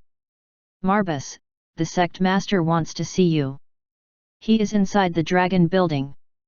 The man with long wavy black hair said in a cold voice. Marbus shivered when he sensed the coldness in his tone. He was still a new member of the Sword Tower, so the others didn't approve of him yet. I'll be there immediately. He answered right away. Don't make him wait. The young division head spat out before he left with the other division head. When the 2 left, Marbus and the others heaved sighs of relief. The pressure that they exuded was fearsome. How strong? Of course. Those 2 are Division Head Ren Zhuang from the Punishment Division and Division Head Yang Zhenqi of the Blood Sword Division. The 2 of them are among the strongest members of the Heavenly Sword Tower. Marbus wiped the sweat on his forehead as he explained to the crowd. So that's the case. I heard that Division Head Yang Zhenqi led the Blood Sword Division in wiping out the bandits and criminals hiding in the Heavenly Sword region. What a terrifying individual! Marbus glanced at the noble family heads and put on an apologetic look as he said. Excuse me, everyone. The sect master has summoned me. We'll continue our talk at a later time. No problem, Lord Marbus. Sure. Go ahead, Lord Marbus. Chapter 563, Growth in 50 Years. Greetings, Sect Master Zhu Shen. Marbus bowed deeply at the man in front of him. Marbus, it was because of your efforts that the reconstruction of the Heavenly Sword region was completed in just a few months. I hope that you will continue to support the Heavenly Sword region. Zhu Shen stared at the old man with appreciation. This old man looked ordinary and plain, but he was a man with great talents. "I'll serve you faithfully, wine god Zhu Shen," Marbus said with a warm gaze. He couldn't believe that he would live a meaningful life in his old age. He was thankful to Zhu Shen who made everything happen. Zhu Shen chatted with Marbus about the future development of the Heavenly Sword region. The old man offered a few suggestions that made Zhu Shen contemplate deeply. He then dismissed the old man after a little while. "I'll take my leave, sect master." Marbus left the dragon building with a shining look. Now, the only thing left to do is the reorganization and training of the soldiers. There should be no problem since Jian Wang is the one monitoring their progress. I should just wait for them to complete their training. Zhu Shen muttered as he stroked the fat white cat in his arms. 50 years later, the Heavenly Sword region has become the most populated region in the primordial god realm. The Heavenly Sword Tower also became the symbol of glory and strength. All the young elites of the region wish to become a member of the Sword Tower. However, the assessment of the Heavenly Sword Tower has become more difficult and only a few talented young elites were accepted every year. Despite the harsh requirements, many still tried their luck, but most of them could only leave with downcast faces. During the last 50 years, the Heavenly Sword region announced the emergence of their new army, the Heaven Sword Army. With a staggering number of 5 million soldiers, it was recognized as the strongest army in the primordial god realm. The most shocking matter was that this army was led by none other than sword god Jian Wang. Many major powers announced their loyalty to the Heaven Sword Army and they became part of this large force. One of them was the Armored Wyvern Army led by Great General Ri Kashao. The growth of the Heavenly Sword Tower was unstoppable and everyone could only gasp in amazement as they recalled the glorious path of this sect. In the vast training grounds privately owned by the Heavenly Sword Tower, Zhu Shen and Jian Wang stood before a large army that was lining up in perfect rows and columns. Their faces were rigid and stern as they stared at the two celestials. "I didn't think that you would only need 50 years to create an army this big." Zhu Shen sighed in admiration as he swept his gaze towards the millions of soldiers standing before him. All of them were dressed in dark battle armors that covered every part of their bodies. There was a diamond-shaped shield and a long black sword strapped behind their backs. A black cape made from the skin of a heavenly ranked dragon was fluttering behind them. "Who do you think I am?" Jian Wang grinned upon hearing his words. He was also proud of the growth of his soldiers. "By the way, Miss Hestia should be back by now. She brought 1 million of our soldiers with her and she even brought the Punishment Division and the Blood Sword Division. It's a pity that I was too busy to spectate their battle." Jian Wang lamented. Zhu Shen nodded his head. He sent Hestia with a huge army to fulfill his promise to her. Her mission was to eliminate the Dark Devil race and the remnant forces that were loyal to the Celestial Paragon Tower. It wasn't long before a bloodied Hestia came to the training ground to report her mission to Zhu Shen. "Sect Master, I've completed the mission." Her voice was cold and filled with ruthlessness, but a trace of gentleness can be seen in her eyes as she stared at Zhu Shen's face. "Good job." Zhu Shen smiled as he lifted her body. He then patted her shoulder. "Mn." Hestia lowered her head when she saw Zhu Shen's face close to her. "Zhu Shen, what's the plan now?" Jian Wang's voice echoed beside him. Zhu Shen's eyes narrowed as he stared at the floating city above the skies. It looked like a dot from where he stood, but it seemed as if his eyes could penetrate the distance. "We will bring Elena out of the southern region's forest and activate the defensive array formations we prepared beforehand. We will stage the battle in the desert region." They had already planned this many years ago and it was finally time to show their fangs. "Hestia, gather the other soldiers and make them wait here in the training grounds." "As you command." Hestia bowed deeply at him. "Jian Wang, let's go visit our friend." Zhu Shen smiled at Jian Wang as he soared through the skies with a single leap. "This guy?" Jian Wang muttered as he followed behind him. In the southern region, Elena was sitting on the branch of the Ionic Ragarwood tree with her eyes shut tight. An invisible energy was gently revolving around her body. Suddenly, an ethereal figure appeared beside Elena and whispered gently. Sister Elena, I can feel the presence of wine god Zhu Shen and sword god Jian Wang flying in our direction. They should be here in about 3 minutes. Elena opened her eyes upon hearing that and stood on top of the branch with a smile on her face. Oh? I wonder what those two would tell me this time. She muttered while looking at the horizon. The beautiful woman who was standing beside her remained silent. Her green pupils were also looking at the skies. Chapter 564, The Hall of Might. Zhu Shen and Jian Wang slowly descended beneath the towering Ionic Ragarwood tree. They could already see the graceful silhouette of Elena waiting for them on the ground. Hello, Elena. It's nice to see you again. Jian Wang grinned as he greeted the leader of the ancient fairies.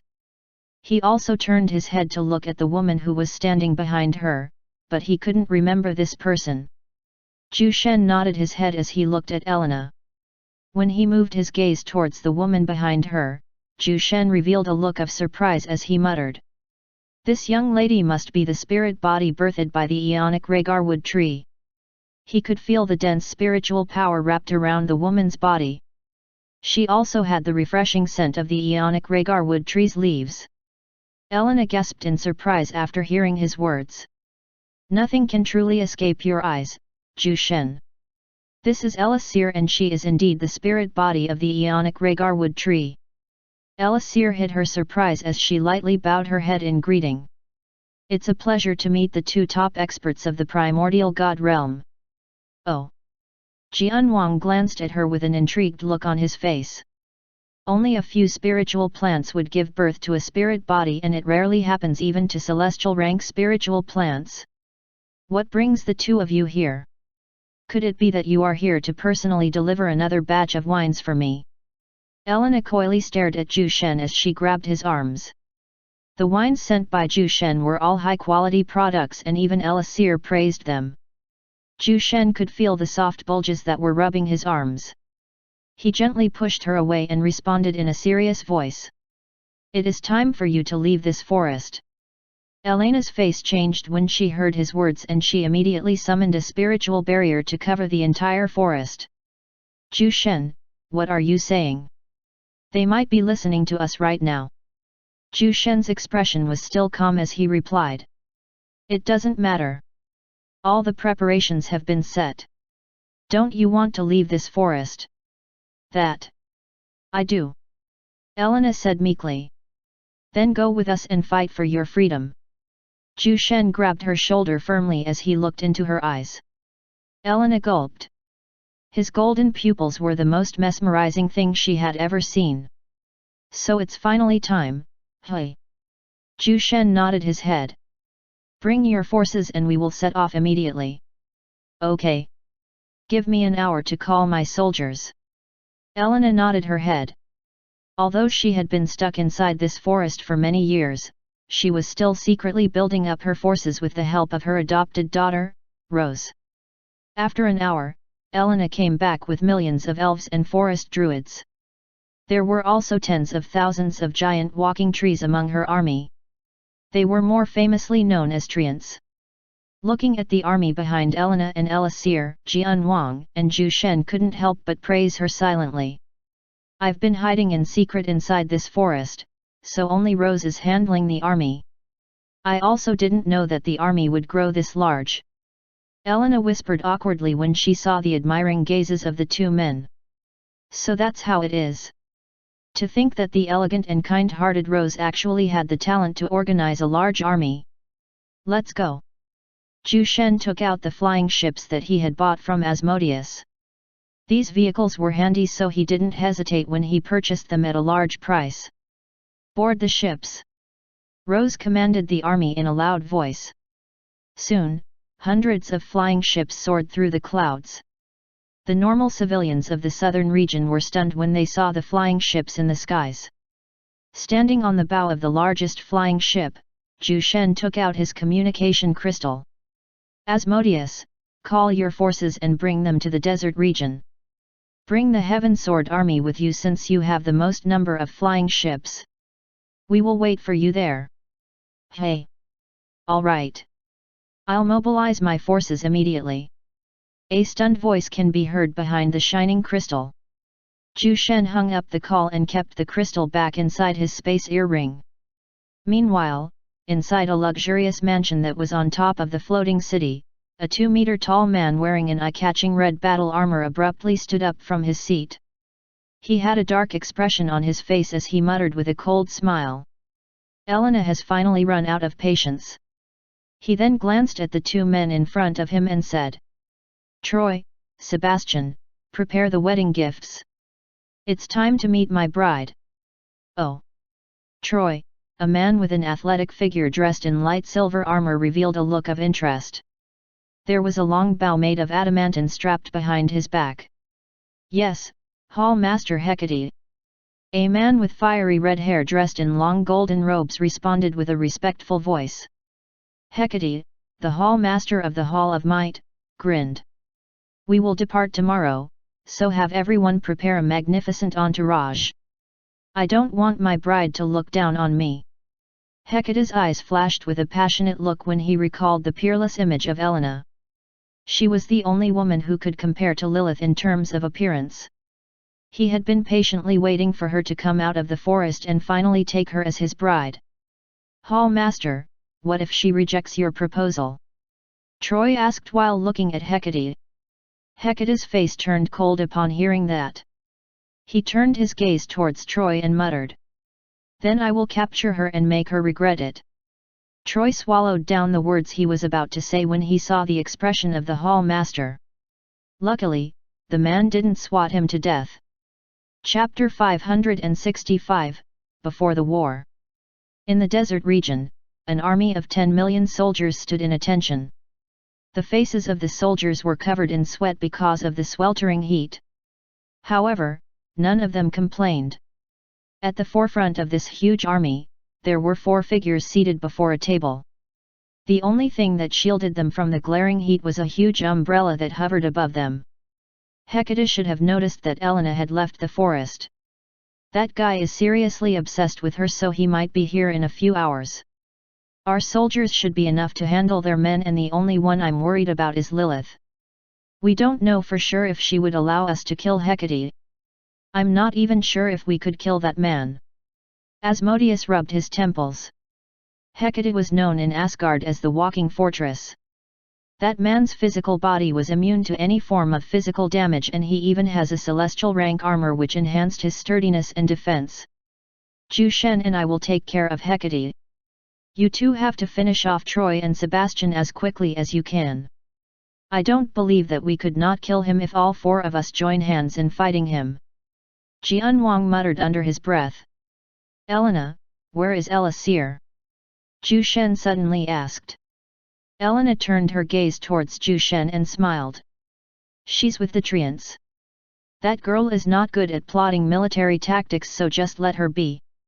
Zhu Shen nodded his head. There were 5 celestials in their army, including the spirit body of the Aeonic Rhaegarwood tree, Elisir. Her strength is at the mid-stage of the celestial god realm, so her help was necessary to achieve victory. It was a good thing that she came with them of her own accord. The 4 of them discussed their battle strategies for several hours, but they still couldn't come up with a way to eliminate Hecate. The man was almost unkillable based on Asmodeus' description. In truth, Zhu Shen wasn't that worried about Hecate. He was confident that he could stop the man all by himself. The one that worries him the most was the mysterious Lord of Asgard. According to Asmodeus, he had only seen the Lord of Asgard once, and he only said a few lines about the Lord. He is a god. Zhu Shen wasn't sure about this claim, but somehow, there was some truth to his words. Suddenly, all 4 of them stared into the distance. He's here. Asmodeus stood up with his eyebrows furrowed. He then grabbed the array formations that he had prepared and threw them in all directions. Elena hid behind Zhu Shen and peeked over his shoulders. Soldiers wearing red armor blotted the skies. A man dressed in fiery crimson armor was leading them. He had a wide smile on his face as he looked down at the huge army in the desert region. Elena, I told you that I would take you as my bride the moment you leave that forest. Are you here to wait for my proposal? he said as he stared at Elena, who was hiding behind Zhu Shen. Hecate's face turned cold when he saw Elena in close proximity to someone of the opposite gender. He eyed the young man with long silver hair with palpitating killing intent. You must be Hecate? Unfortunately, Elena is not here for your proposal. You see, she's more interested in my friend here. Jianwang chuckled as he winked at Zhu Shen. Asmodeus almost collapsed when he heard Jianwang provoking Hecate in such a manner. What are you doing, dumbass? Why are you needlessly angering that war maniac? Hecate's face turned dark, but he soon let out a smile. Is that so? To tell you the truth, I'm not just here to take back Elena. The Lord has commanded me to come here for a specific matter. His loud voice echoed throughout the desert region. Asmodeus frowned upon hearing this. He also felt his heart tightening as he stepped forward. What do you mean, Hecate? If the Lord of Asgard was involved, things might become more complicated. Hecate grinned as he turned his gaze towards Asmodeus. The Lord hates traitors the most. He told me to punish the traitor, Asmodeus, and to rain terror in the primordial god realm to announce the presence of Asgard to everyone. Ha ha ha. A hideous expression warped on Hecate's rigid face. He then grabbed a crimson helmet from out of nowhere and wore it. This is my betrothal gift to you, Elena. The blood of those ants and the heads of your friends. Troy and Sebastian, who were both hovering behind Hecate, were stunned. That wasn't what they discussed yesterday at all. This. Hall Master, what about the gifts that we prepared yesterday? Troy sent a voice transmission to Hecate. They even prepared the most valuable items and brought their army as an entourage. Hecate stiffened when he heard the voice transmission. He glared at Troy, making the man shut his mouth right away. Hecate gritted his teeth, but there was nothing he could do. The Lord of Asgard sent him a sudden mission just a few hours before they left Asgard. Asmodeus, you filthy traitor! I, Hecate, the Hall Master of the Hall of Might, will punish you for betraying the Lord. Hecate bellowed as he took out a huge burning hammer and a sturdy crimson shield. Seeing that war was about to break loose, everyone became anxious. The Heaven Sword army grabbed their swords, while the soldiers of Asmodeus and Elena also took out their weapons. Asmodeus immediately activated the array formations around the desert region and put on a defensive talisman that he had made for himself. Zhu Shen donned a celestial rank plain white armor that was made by Asmodeus. He then summoned his baleful dragon sacred sword. The tense atmosphere intensified when he glared at the towering figure dressed in crimson armor. Chapter 566, Battle. Hecate's presence was like a huge mountain pressing down on the Heaven Sword army and its allied forces. The man was like the embodiment of a peerless warrior with an unrivaled aura unlike any other they had seen.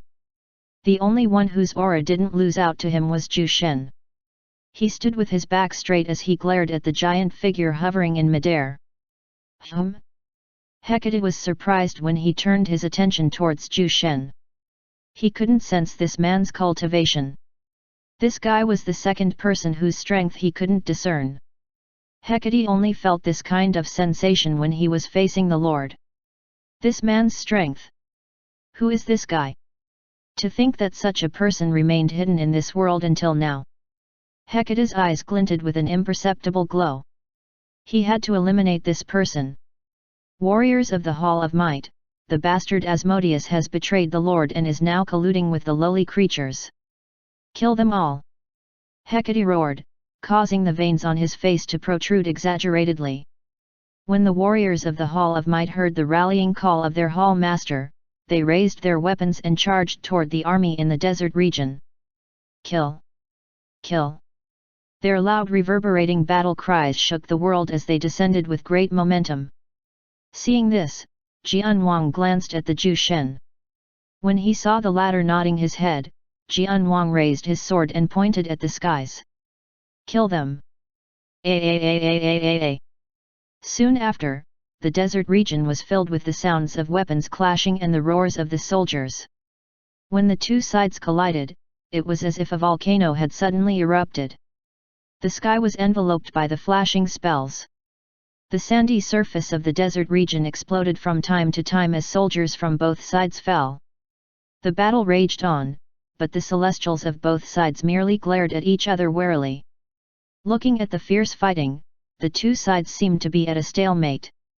The overall battle prowess of the soldiers of the Hall of Might was a notch higher. However, the experts on the Heaven Sword Army's side were a lot stronger than their counterparts, thus, providing a necessary buffer to their much weaker force. The elves brought by Elena proved to be very useful as most of them skillfully released magical spells. With their naturally endowed talents in controlling true essence, most elves become top experts when they reached adulthood. Meanwhile, the treants were having a hard time adapting to the blazing heat of the desert region. Luckily for them, the spirit body of the Aeonic Rhaegarwood tree, Elisir, was secretly supplementing them with her powers. Elisir was hidden underneath the sands. Her body was covered by an invisible force field that prevented the sand from coming in contact with her body. She chanted with her eyes closed as she summoned millions of seeds that grew into large towering trees in just several breaths. The appearance of the trees helped the treants swiftly adjust to the temperature of the desert. They were beings who loved the cold and refreshing air of the forest. Their powers and abilities were also much stronger in the areas with a large number of trees and plants. The huge bodies of treants glowed with green light as they borrowed the vitality of the nearby trees. They then slapped their trunk-like hands and congealed long and thick vines that trapped their enemies. What the hell is this? Where did these vines come from? Annoying pieces of shit. Some soldiers of the Hall of Might failed to evade the incoming vines and immediately became immobilized. They screamed and rained curses when they realized their predicament. Now's our chance. Kill them quickly. Die. The Heaven Sword Army's soldiers didn't let this opportunity slip by. They immediately pounced on the trapped enemies and swiftly cut off their heads. Ah! The poor soldiers who didn't die right away shrieked miserably. They saw their comrades beheaded in front of them and the scene scared them witless. They couldn't believe that their glorious army was actually being toyed by the soldiers of the lowly creatures they disdained. Suddenly, thousands of burning arrows shot toward the vines, creating multiple trails of golden flames in the sky. Suu. Suu. Suu. The flaming arrows burned the vines, freeing the soldiers of the Hall of Might. When everyone turned their gazes to where the arrows came from, they saw the figure of a man with a long bow in his hands. His eyes gleamed with a cold glow. Regroup immediately. Don't let these lowly creatures defeat our army. He shouted in a booming voice. Ho! To think that you would actually intervene in the fight between our soldiers. Troy, you've regressed. A mocking voice soon entered the ears of the man holding a long bow. When he tilted his head, he saw Asmodeus looking at him with a contemptuous smile. Asmodeus didn't come alone, the beautiful Elena hovered behind him. She had a seductive smile on her face and her beautiful pair of eyes glowed with a strange color. Troy, don't let her charm trick you. This woman is skilled in charm skills just like Hall Master Lilith. A mage wearing long golden robes appeared beside Troy and disrupted the charm skill released by Elena. This man was Sebastian, the fire mage of the Hall of Might. Troy felt his back covered in a cold sweat. He almost fell into the trap of the girl behind Asmodeus. Thinking about this, his face turned incredibly hideous as he glared at her. If it weren't for Hecate's stern order not to kill her, he would have already shot his arrows at this vixen. Elena merely giggled when she sensed the coldness in his gaze.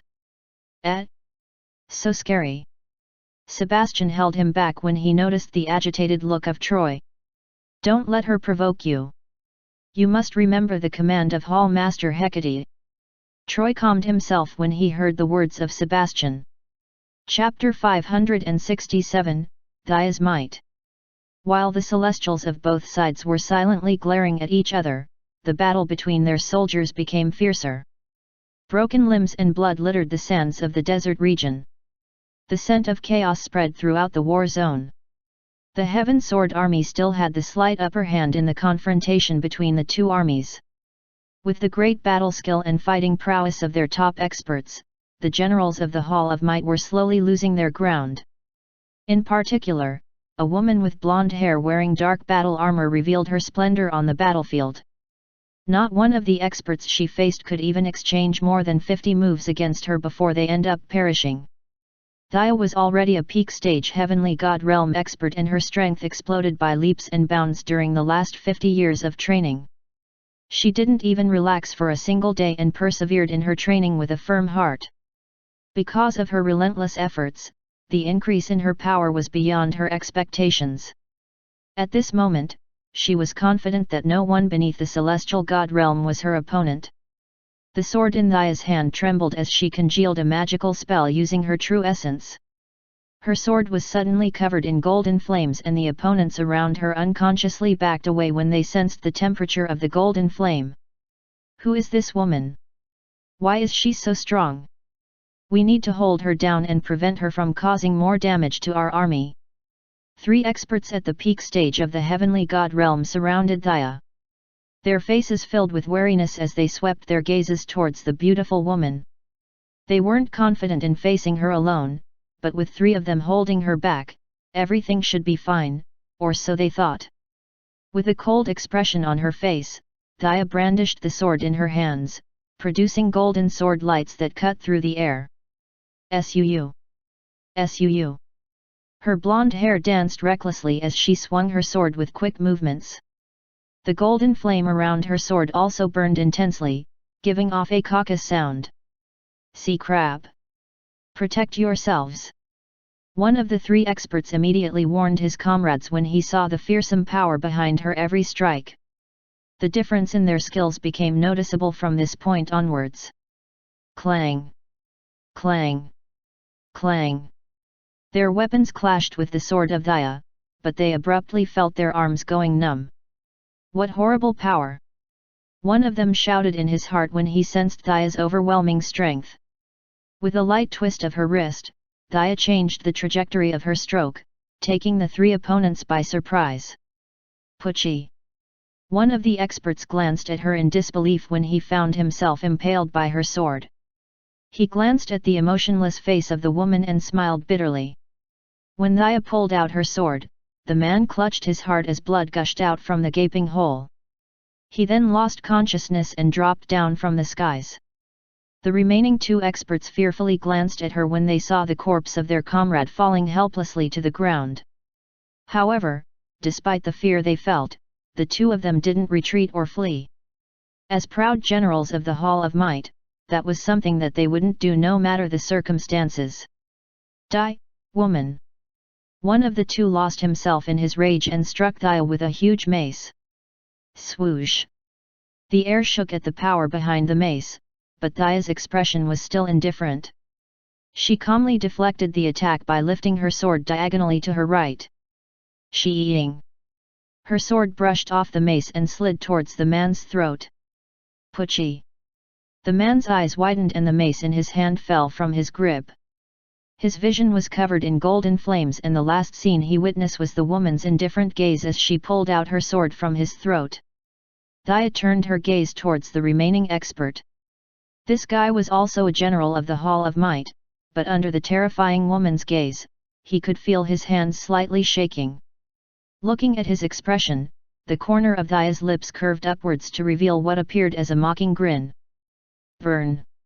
A violent cluster of golden flame enveloped the body of the general, burning him alive. His miserable shriek echoed on the battlefield, and everyone unconsciously turned their heads only to see the horrifying sight of an expert being burned into ashes by a fearsome golden flame. The morale of the Hall of Might's soldiers dropped upon seeing this. The man who was burned into ashes was one of their strongest generals. However, a top expert like him actually died in such a horrific manner. Ah! The eyes of the Heaven Sword Army's soldiers lit up when they witnessed this, and they emitted loud battle cries that shook the heavens. The battle immediately tilted in their favor, and the Hall of Might fell into a precarious situation. If the Celestials on their side will not intervene, they would lose this battle. Hecate's eyes glinted with a dangerous glow as he watched the situation. He couldn't believe that the army that he was so proud of was actually being pushed back by the lowly creatures he disdained. Just as he was about to make a move, he narrowed his eyes as he stared in the northerly direction. He sensed a strong aura coming towards the desert region. Furthermore, he also sensed that there were millions of experts following behind this person. When he got a clearer look at the newcomer, Hecate frowned as he muttered, "Lilith. I can't believe that this woman would actually come to aid my army. Did the Lord send her to support me? If that was the case, the Lord must have thought that he was bound to lose this battle and thus decided to send Lilith to support his troops." Thinking about this, Hecate felt a bit indignant. Even if many of his soldiers die in the process, as long as he could kill the opposing Celestials, this war was as good as their win. Chapter 568, Facing Off Hecate Alone. The arrival of the Third Army made the two forces on the battlefield feel alarmed. Looking at the huge number of soldiers that almost covered the skies, there should be around 10 million of them. Look! Isn't that the flag of the Hall of Creation? Indeed. That's the flag of Hall Master Lilith's army. The soldiers of the Hall of Might felt invigorated at the arrival of their comrade. Their morale almost doubled upon realizing that their reinforcements has arrived. With their hopes rekindled, the soldiers of the Hall of Might began a fierce counterattack. They ignored the injuries in their bodies and fought ferociously against the Heaven Sword army and its allied forces. Meanwhile, Hecate frowned when he saw a woman with a stunning body moving in his direction. Her face was partially covered by a veil and her eyes were wrapped by a thin light green cloth. Despite her facial features being partially hidden, everyone could tell that this woman was very beautiful. "Hecate, I've come to support you under the command of the Lord." The woman spoke in a soft and gentle voice. The soldiers of the Hall of Creation immediately joined the fray, destroying the balance of the battle. With the addition of 10 million opponents, the Heaven Sword army was pushed back almost instantly. The casualties on their side also increased and the battle was slowly tilting to the opponent's favor. Hecate frowned as he stared at the graceful figure in front of him. He had only seen Lilith's face once without her veil and the green cloth, but he could never forget that immaculate image. There were no words that could describe her beauty and the only one who came close to her in terms of appearance was Elena.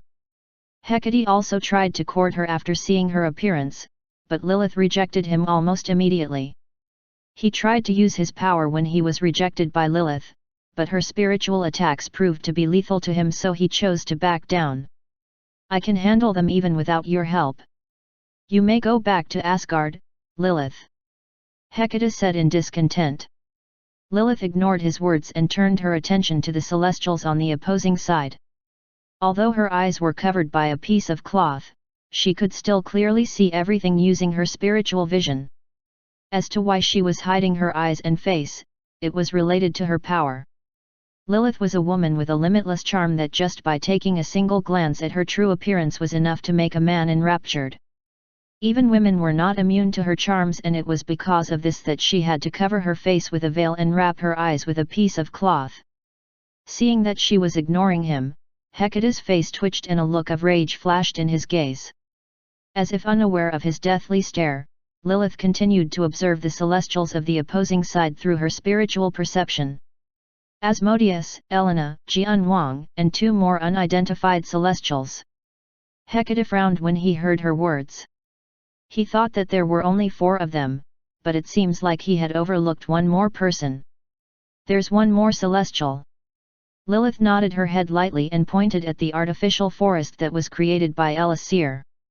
To be more accurate, it is a spirit body that has reached the late stage of the celestial god realm. From the aura it exudes, it should be the spirit body of the Aeonic Rhaegar wood tree that Elena is protecting in the southern region. Despite hiding her aura, Elisir was actually discovered by Lilith. Such a strong spiritual perception was even beyond Zhu Shen's power. Perhaps this woman's spiritual power was even stronger than Elena's. Hecate weighed the pros and cons after hearing her words. Fighting against 5 Celestials was difficult for him even if he has Troy and Sebastian. Not to mention that the man holding a weird-looking great heavy sword was giving him a dangerous sensation. All right. Since it is the Lord's command, I am willing to accept your help. He gritted his teeth with a hint of shame. Since when did he need someone's help to eliminate his enemies? He had to make sure that Asmodeus and this bunch of trash would die to wash away this shameful feeling. Okay. Lilith answered calmly as if it was natural. To her, the words of the Lord were absolute. After getting her reply, Hecate turned his gaze towards the young man with long silver hair. He could see the fighting intent burning in the man's eyes. Hecate scoffed in disdain when he saw this. He pointed his huge hammer towards Zhu Shen in a provocative manner as he shouted. Lowly human, since you wish to fight with me so much, I'll grant you your wish. His voice was filled with arrogance. He didn't think highly of the humans at all. In fact, he disdained them. Zhu Shen chuckled when he saw this. He didn't think that the Hall Master of the Hall of Might was actually a simple-minded brute. Even Lao Go was a lot smarter than this guy.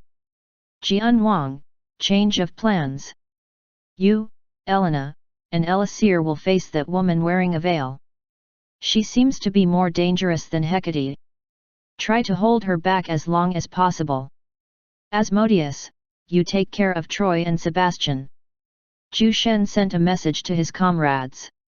Jian Wang was surprised when he heard the voice transmission. He turned his head at Zhu Shen and asked with a reproachful voice. You plan to fight Hecate alone? Are you out of your mind? Zhu Shen ignored him and hovered in front of Hecate. You think too highly of yourself, Hecate. Asmodeus may fear you, but I don't. He muttered with a smile on his handsome face. Hecate's face changed and he immediately raised his hammer and swung it down hard as he bellowed. You damn bastard! Die! Chapter 569, The Clash Between Two Top Celestials. As soon as Hecate moved in his direction, every fiber of Zhu Shen's body screamed danger. He knew right away that this simple-minded brute was someone who could threaten his life. Zhu Shen saw a huge crimson hammer threatening to smash him into smithereens. Violent crimson flames covered the hammer's body, giving off the impression similar to that of a fire dragon. The sheer power behind the hammer was enough to flatten an entire region, and this dangerous weapon was now aiming to take his life. Facing this situation, Zhu Shen's expression was calm. He summoned his true essence and gathered it around his baleful dragon sacred sword. Golden threads of energy wrapped around his sword, and the dragon engravings on the sword's body seemed to have become alive. Clonk! A violent explosion rang out as their weapons collided. The muscles on Zhu Shen's arms bulged to an abnormal degree.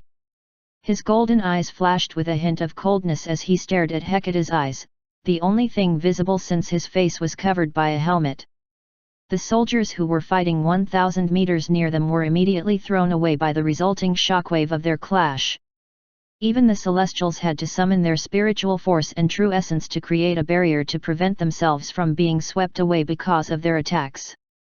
Those two would destroy the entire desert region with their battle. It's a good thing that we had already evacuated all the inhabitants beforehand, or billions of innocent people would be killed. Jian Wang muttered with a dumbfounded look as he watched the two Celestials fighting tooth and nail. He clenched his fists when he realized the difference in their powers. He didn't know that even Zhu Shen was already a lot stronger than he was. Elena and Asmodeus nodded their heads in agreement. The power shown by the two was so destructive that they wouldn't be surprised if the entire desert region would be overturned after the battle. Lilith, who was observing their fight, was also feeling shocked in her heart. She couldn't believe that there was actually someone who could contend against Hecate in a clash of pure strength. Hecate was someone with a physique that exceeded the norms. Even the Lord praised him once about this. Hecate's Anma power had already reached the peak of the celestial god realm, and he even had the chance to step into the rank similar to the Lord. The only issue about Hecate was his lacking intelligence. If not for that, he would have been a terrifying expert.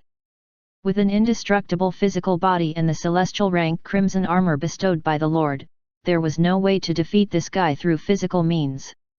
Only spiritual attacks and magical attacks could somehow threaten him. Hecate was stunned when he noticed that Zhu Shen wasn't thrown away after blocking his hammer. This hammer was also a celestial rank weapon and its power was among the top. However, this silver-haired young human was actually able to block his attack by only using a sword. Boy, you've surprised me. Now, I'll be more serious. Hecate distanced himself from Zhu Shen and looked at his opponent in a new light. This man was indeed dangerous.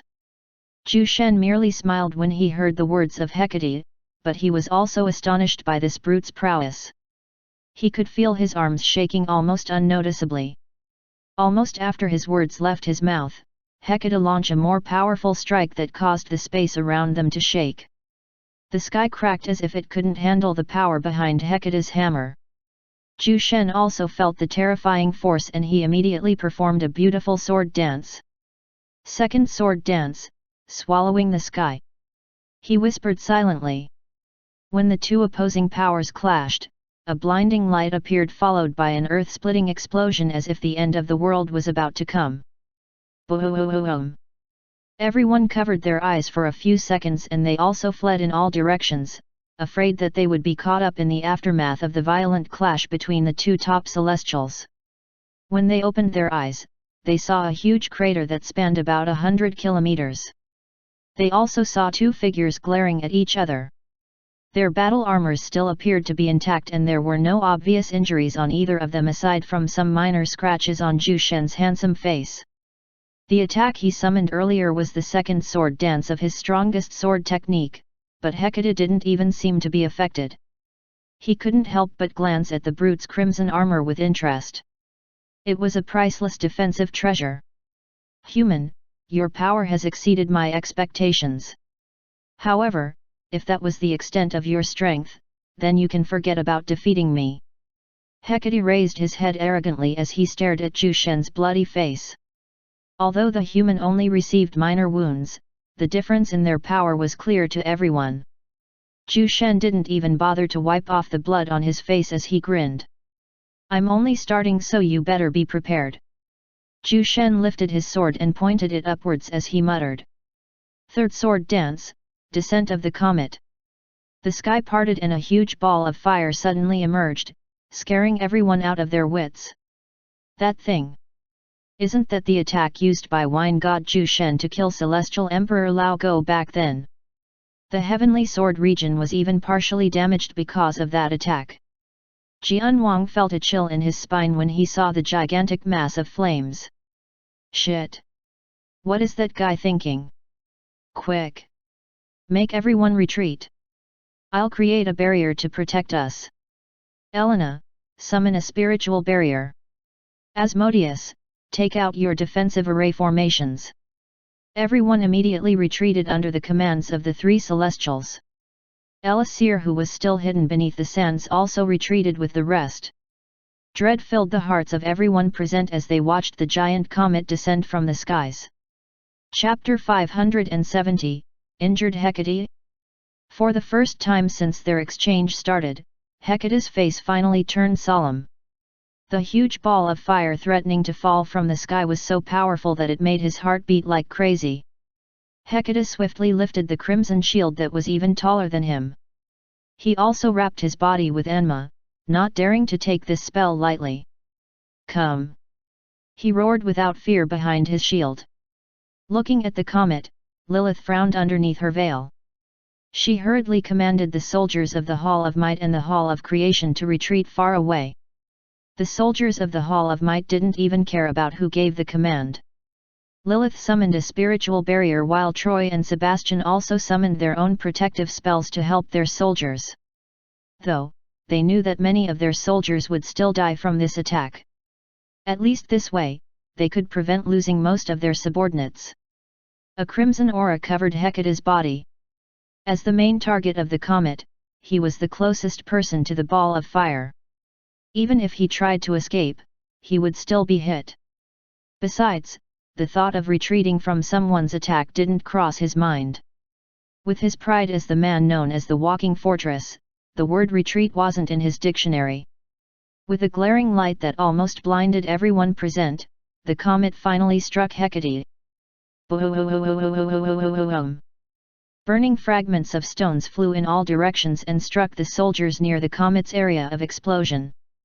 Ah! Ah! Shrieks of pain echoed everywhere as the large burning stones hit their bodies. Some unlucky soldiers even died after having their heads struck by huge blazing stone fragments. Particles of sand covered the surroundings of the desert region, and it took more than 10 minutes before the cloud of dust receded. When everyone turned their gazes above, they noticed the figure of Hecate, still holding his shield and hammer. Some parts of his shield were broken and the sturdy feature of the shield was filled with cracks and burnt marks. Hecate groaned lightly as he slowly lowered his shield. His armor had several burnt marks, but aside from that, there was no substantial damage to be seen. Damn it! He cursed under his breath as he forcefully swallowed down the blood rising in his throat. Hecate could still feel his internal organs protesting in pain, and even his left hand that held his shield felt numb. He could not help but stare at the silver-haired human in shock. Hecate saw that the man still had his usual look of indifference, but a moment later, the human let out a smile. "Oh? You actually survived from that? Not bad. You're the second person who survived that spell." Zhu Shen grinned as he looked at Hecate's ugly expression. This guy was even more tenacious than Lao Go. Even Lao Go was left almost half dead after receiving this comet. He even had the support of the celestial rank item, the God Sealing Tower. However, Hecate came out relatively unscathed. Only his shield was damaged and he appeared to be fine. Hecate gritted his teeth in anger. How could he not sense the mocking tone of this guy? With a series of quick movements, Hecate flashed towards Zhu Shen and shouted furiously. "I'll kill you! Die!" He violently swung his hammer, creating a deadly arc of light that tore the skies. Swoosh! Zhu Shen's eyes narrowed and he hurriedly brandished his sword as he put up a defensive spell. A golden bulwark appeared in front of him, but it instantly broke into pieces after coming in contact with Hecate's hammer. Baya! Zhu Shen's face turned serious upon seeing this and he immediately lifted his sword over his head. Fourth sword dance, rain of sword petals. Thousands of blooming scarlet flowers suddenly appeared following Zhu Shen's exquisite sword dance. When Zhu Shen completed the final movement, the petals of the scarlet flower turned into celestial rank blades and flew straight at Hecate, producing keening sounds in the air. Shi! Hecate felt the power behind every petal swords. All of them were at the level of celestial rank items. How did this guy summon such a dreadful sword skill? Left with no choice, he could only place his luck on his battered shield. He also used his hammer to cover his head. As for the other parts of his body, he couldn't do anything about it. Suu. Suu. Suu. Clong. Clong. Puchi. Everyone stared in horror as the mighty Hecate's lower body was pierced by more than a dozen petal swords. Hecate's eyes turned bloodshot and a trail of blood trickled down the edges of his lips. Hall Master! Hall Master Hecate! Hecate! The Hall Master is injured. The soldiers of the Hall of Might stared at their mighty leader in disbelief. Hecate, the walking fortress, was now riddled in wounds. Blood leaked out from the gaps of his broken crimson armor. Although the lower portion of his crimson armor had multiple cracks, it was still intact. Everyone noticed that the crimson armor was also repairing itself, and soon, the damage on the crimson armor can no longer be seen. This was a treasure bestowed by the Lord of Asgard. It had saved his life on many occasions. This armor was called Impenetrable Crimson God Armor and it had the ability to self-repair no matter the amount of damage received. This guy is so strong. Is he truly a celestial? Hecate glanced at Zhu Shen with his eyes narrowed into slits. The man was still hovering expressionlessly while looking at him. Lilith, kill the rest quickly. I can't defeat this guy, but I'll try to hold him off. When you kill the other celestials, help me finish off this guy. Hecate sent a voice transmission to Lilith. Lilith was stunned when he heard Hecate's voice in her head. This was the first time that Hecate admitted being inferior to someone.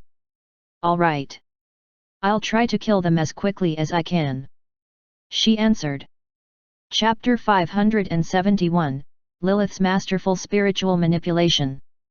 Jian Wang, Asmodeus, and Elena were all surprised when they saw Hecate in a pitiful situation after receiving Zhu Shen's attacks. They couldn't believe that a man of such caliber actually ended up injured to such a degree. In particular, Asmodeus watched Zhu Shen with an incredulous expression on his face. He had seen for himself the power of Hecate, and with the impenetrable crimson god armor, he was practically an unkillable existence. However, this very man was now in a dire situation. Suddenly, Asmodeus and Jian Wang clutched their heads as a wave of intense pain struck them abruptly. Spiritual attack. They both screamed in their hearts as they summoned their protective spells to prevent themselves from being killed. Elena immediately noticed their situation and she hurriedly helped them by providing a supporting spell that alleviated the pain they were feeling. "Someone is using spiritual attacks. The two of you should be careful. I think Lilith has finally made her move," she said in a solemn voice as she searched for the graceful figure of the Hall of Creation's Hall Master. However, she seemed to have vanished from the face of the earth as she didn't even see her shadow. "Elixir, help me protect these two from spiritual attacks." Elena sent a mental message to Elixir. She couldn't find her position right away since she was using some of her power by protecting Jian Wang and Asmodeus. "Yes, Sister Elena." She heard a gentle voice inside her head and a rumbling sound echoed beneath the sand as Elixir came out from her hiding spot. After showing herself, Elixir summoned a spiritual barrier to herself and the two men before nodding at Elena. Seeing this, Elena focused her spiritual power on searching for the traces of Lilith. A wave of spiritual energy scanned the desert region, but Elena still couldn't find Lilith. "Where is she?" "Suu. Elena felt a chill above her. When she raised her head, she saw hundreds of flaming arrows raining down upon her. She almost screamed in panic. Luckily, she saw Jian Wang appearing in front of her, casually destroying the congealed flaming arrows. "We will protect you, so go and search for that damnable woman." Jian Wang's voice was filled with anger. The spiritual attack earlier was so painful that he thought his head would explode. If not for Elena's timely support, his soul might have been severely injured. Elena nodded her head gravely when she heard his words. "I'll leave them to you guys." Jian Wang and Asmodeus stared at Troy and Sebastian, who were looking at them with gazes filled with wariness. Sebastian summoned thousands of incorporeal fire birds that flashed towards Jian Wang and Asmodeus at breakneck speed. Swoosh! Swoosh!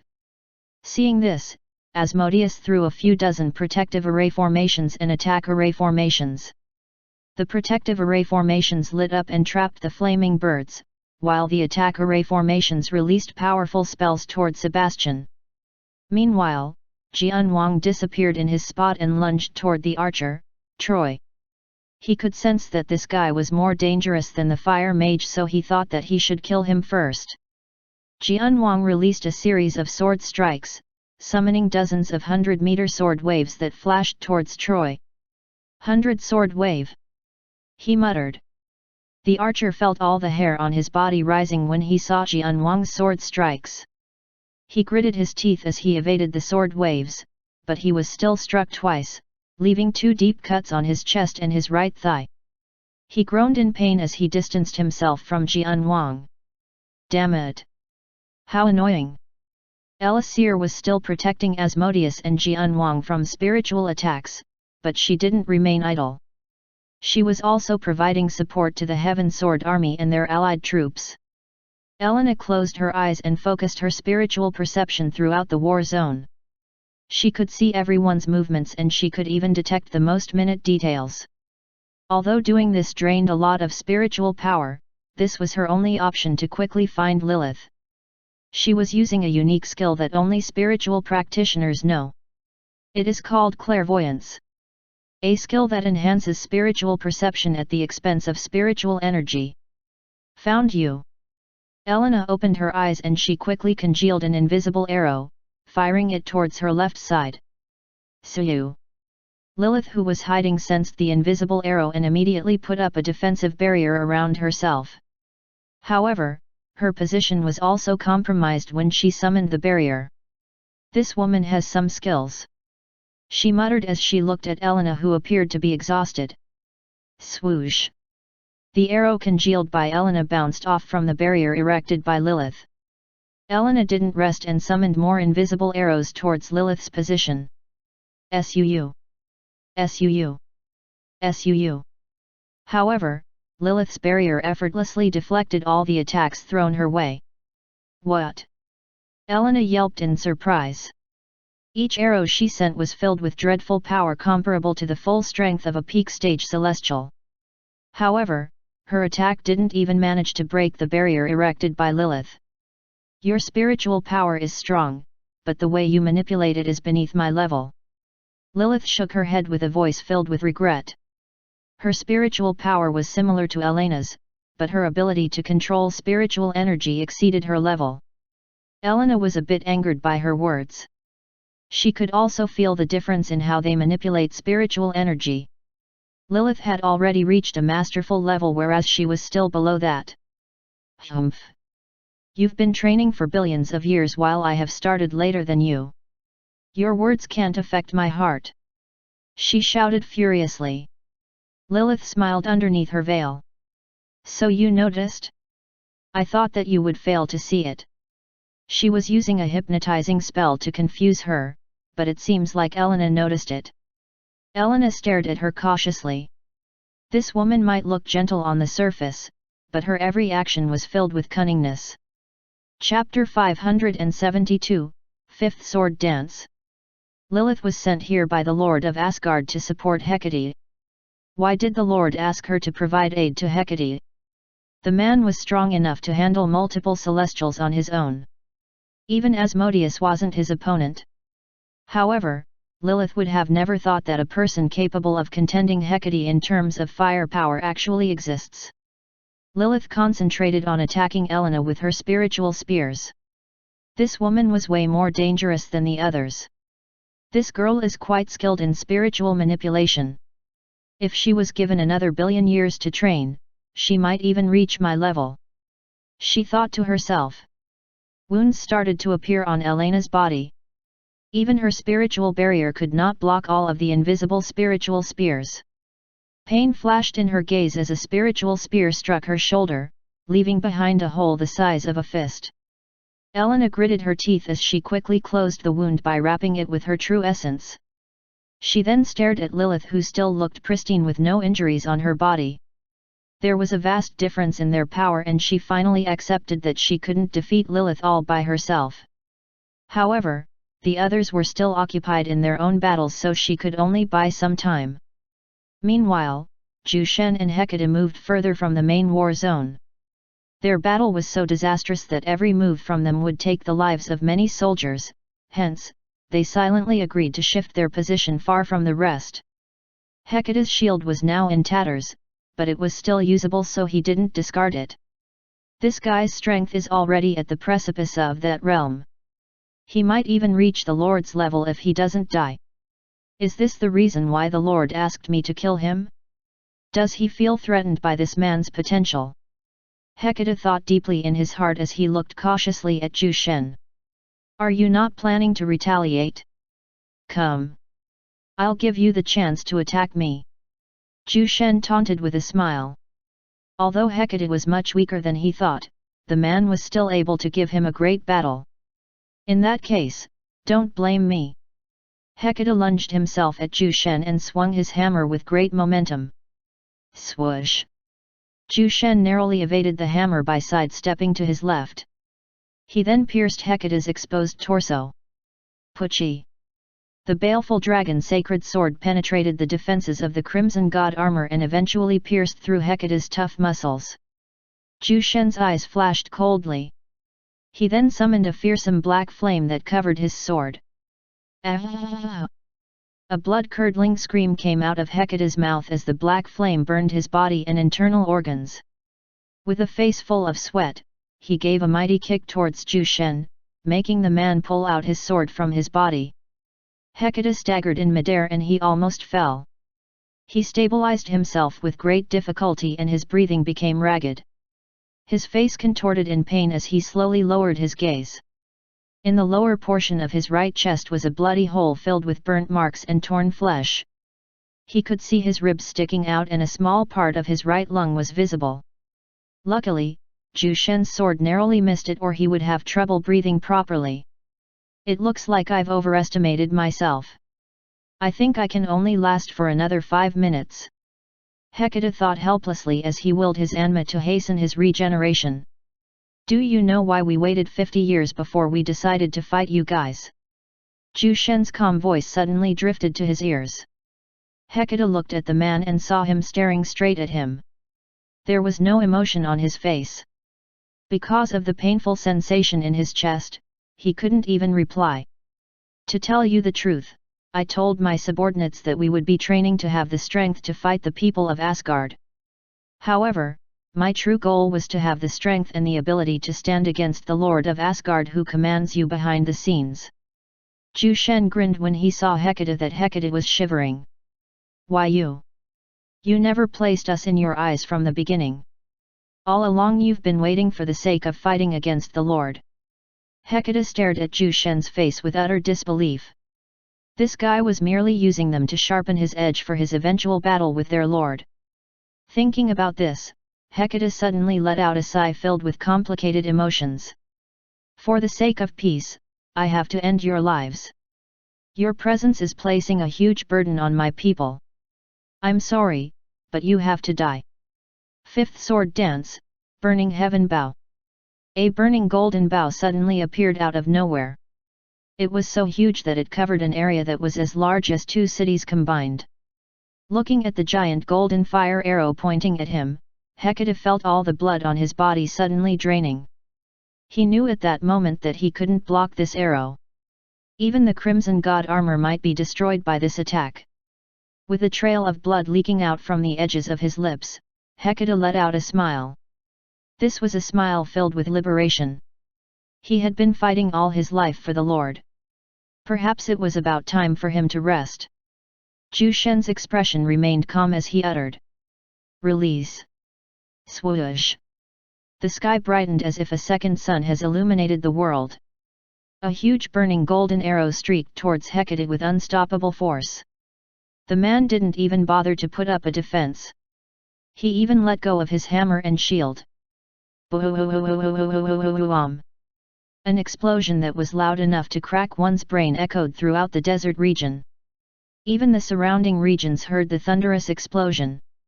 They wondered what was happening in the desert region. Chapter 573, The Shock Caused by the Burning Arrow. Jianwang held the decapitated head of the archer, Troy. This guy was so troublesome and it took him a bit of effort to kill the archer. He glanced at the head of Troy. There was a look of regret in his expression right before his death. You're a tough one, Jianwang said before tossing the head to the ground. He then stared at the remaining enemies. The fire mage, Sebastian, was still alive, but he was about to be killed by Asmodeus' killing array formations. Sebastian's robes now has multiple holes and his exposed body revealed deep cuts and wounds. His face was also pale and his aura was unstable. It was only a matter of time before he would be killed by Asmodeus. Meanwhile, Elisir has now decided to support Elena in fighting the Hall Master of the Hall of Creation, Lilith. Looking at the bedraggled figure of Elena, Jianwang was surprised.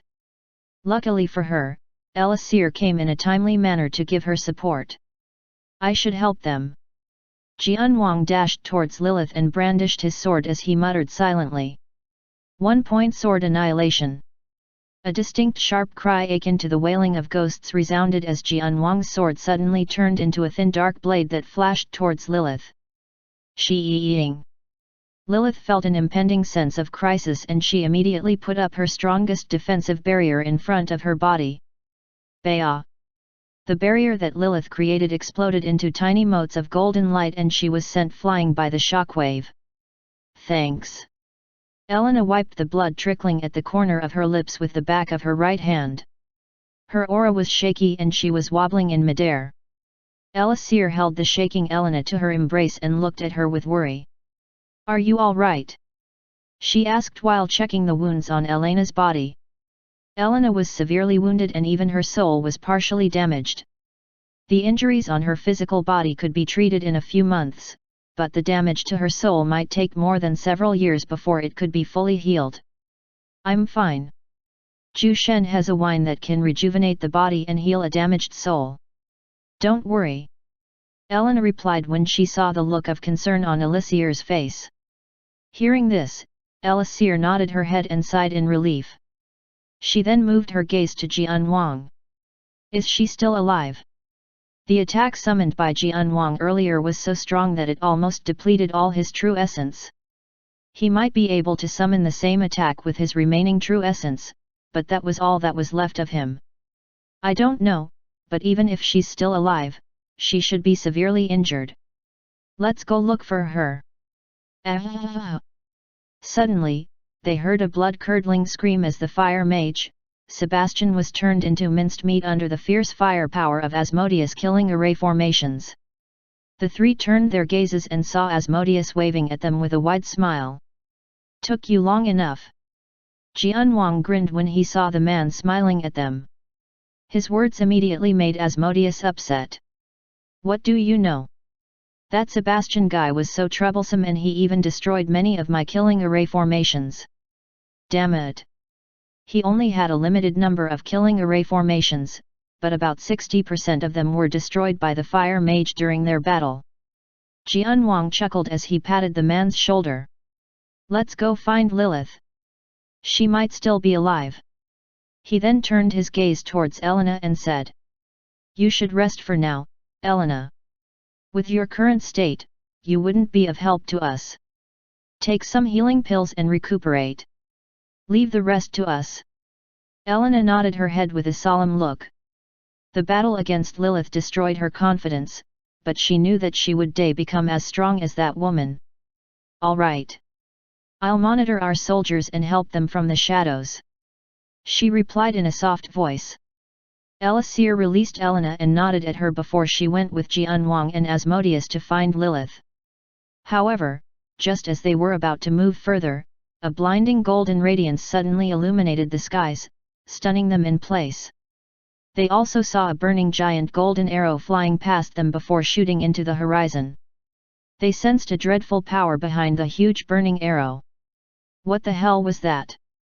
Jian Wang uttered with a dumbfounded look. "I have no idea." Asmodeus shook his head with a blank expression on his face. "Wait.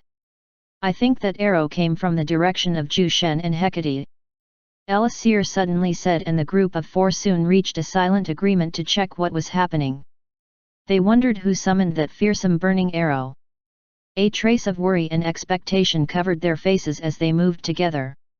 Soon, they saw a lone man hovering in midair like a peerless god of war. A handsome man with long silver hair. There was not even an injury in his body. He had an expressionless look on his face as he grasped his sword. However, they noticed that he was holding an unconscious woman in her other hand. "Zhu Shen!" they all shouted in unison. A look of relief surfaced on their faces when they saw him in great condition. They had so many questions in their heads, but they tacitly decided not to ask anything. Zhu Shen unsummoned his baleful dragon sacred sword and turned his gaze to the woman in his arms. Her face was covered by a veil, but it was soon blown away by the fierce wind, showing a beautiful face that was out of this world. He then removed the cloth that covered the woman's eyes and frowned when he sensed something. "So that's why you're covering your face?" he muttered with interest. This woman was even more beautiful than Elena and Thea. However, Zhu Shen felt no particular attraction to this woman. She was an enemy and his enemies are bound to be killed. He only decided to spare her life since he still had some questions about the Lord of Asgard. Chapter 574, Zhu Shen's Power. Asmodeus gasped when he saw the unconscious Lilith in Zhu Shen's arms. He had never seen her face, but he could tell that it was her based on the figure of her body and the aura she exudes. How did Zhu Shen capture her? And where is Hecate? Asmodeus inspected the area and noticed the mayhem on the surrounding land. Even the sand which covered the ground was nowhere to be seen. Only a fissured earth remained of what it was before. Soon, Asmodeus sensed a weak aura 10,000 meters from their location. He immediately used his spiritual perception to check this aura, and what he saw made him dumbstruck. Bloody hell! It was Hecate. He was covered in bloody wounds all over his body, and his rigid face had also become disfigured. If not for the crimson god armor he was wearing, Asmodeus wouldn't be able to tell that this man was the Hall Master of the Hall of Might. The crimson god armor, which was known as an impenetrable armor with godly defensive abilities, had a huge crack in the chest area. Some parts of the armor were also broken, and it had lost most of its former glory. The only silver lining was that it was still regenerating, albeit in a very slow process. From the degree of the damage, it might take years for it to fully regenerate back to its peak condition. The arrow earlier. Could it be? Asmodeus could not help but glance at the silver-haired man who was holding the unconscious Lilith. His face was calm, and he doesn't seem to have an injury on his body. His armor was in pristine condition, and even his skin appeared to be flawless without even a cut or bruise. In truth, it wasn't just Asmodeus who was observing the wreckage and the aftermath of the battle. Jian Wang, Elena, and Elisir were inspecting the area with their spiritual perceptions. And what they discovered made them renew their view of Zhu Shen. They all thought that Zhu Shen's strength was just around the same level as their own, if not a bit stronger. However, the evidence of his unparalleled might was laid in front of their very eyes. Elena, bind her spiritual power. I have questions for her when she wakes up, so make sure that she doesn't kill herself. Zhu Shen handed Lilith to Elena. All right. Elena glanced at the unconscious woman in her arms. She was so beautiful that Elena almost felt ashamed of her own beauty. This goddess-like woman was also stronger than her. Lilith's accurate judgment, the precise timing of skills, and deep knowledge about battle were above her own. Lilith was better than her in all aspects. Thinking about all this, Elena sighed with complicated emotions. You guys should help the army. The Hall of Might and the Hall of Creation might have lost their leaders, but their overall combat prowess is still above our soldiers' level. There is no need for unnecessary casualties. Zhu Shen glanced at the other three. Jian Wang and the others nodded their heads in agreement. They also didn't want more of their soldiers to die needlessly. We have a lot to talk about later. Jian Wang glanced deeply at Zhu Shen. They had grown close after all these years, and he wanted to know more about the battle earlier. To be specific, he was curious about Zhu Shen's current level of strength. From his perspective, Zhu Shen's prowess had already exceeded the level of Celestials. After all, he was able to defeat both Hecate and Lilith, whose powers were at the very peak of the Celestial God realm. Both experts were hanging at the precipice of the next realm, the boundless God realm. A level that only one man has reached, the Lord of Asgard. According to Asmodeus, the Lord of Asgard had long since exceeded the constraints of the Celestial God realm. His power could overturn the skies and render space with a mere flick of his hands. From the perspective of mortals, he could be referred to as the one true God. The Lord of Asgard was a man of mystery. His very being was veiled in mist and fog, and no one even knew his real name. From how Asmodeus described him, the Lord of Asgard always wore a mask, and even his hair was covered by the mask. He rarely stepped out of his throne, since most tasks were carried out by his subordinates. Jian Wang wanted to find out if Zhu Shen was now confident enough to confront such a figure. Zhu Shen stared back at his friend and nodded his head calmly. Sure. I'll answer all of your questions later. It was fine to tell them about the extent of his power. Although he was now confident that he could fight the Lord of Asgard, he still needed the help of his friends. It wasn't a good idea to create friction between them at a time like this. Besides, he already planned to tell them about his power. After getting his answer, Jian Wang left with a satisfied look on his face. He led the others to the battlefield of the two armies. With the destructive power of Celestials, the Hall of Might and the Hall of Creation were bound to be destroyed. Everyone just couldn't believe that such major powerhouses would actually end up being annihilated so easily. Zhu Shen's strength was truly beyond their expectations. Meanwhile, inside a huge throne room in a castle erected in Asgard, a masked individual seated on a throne suddenly chuckled. "Ho! As expected of something created by me. It's actually able to produce a character of unequal caliber.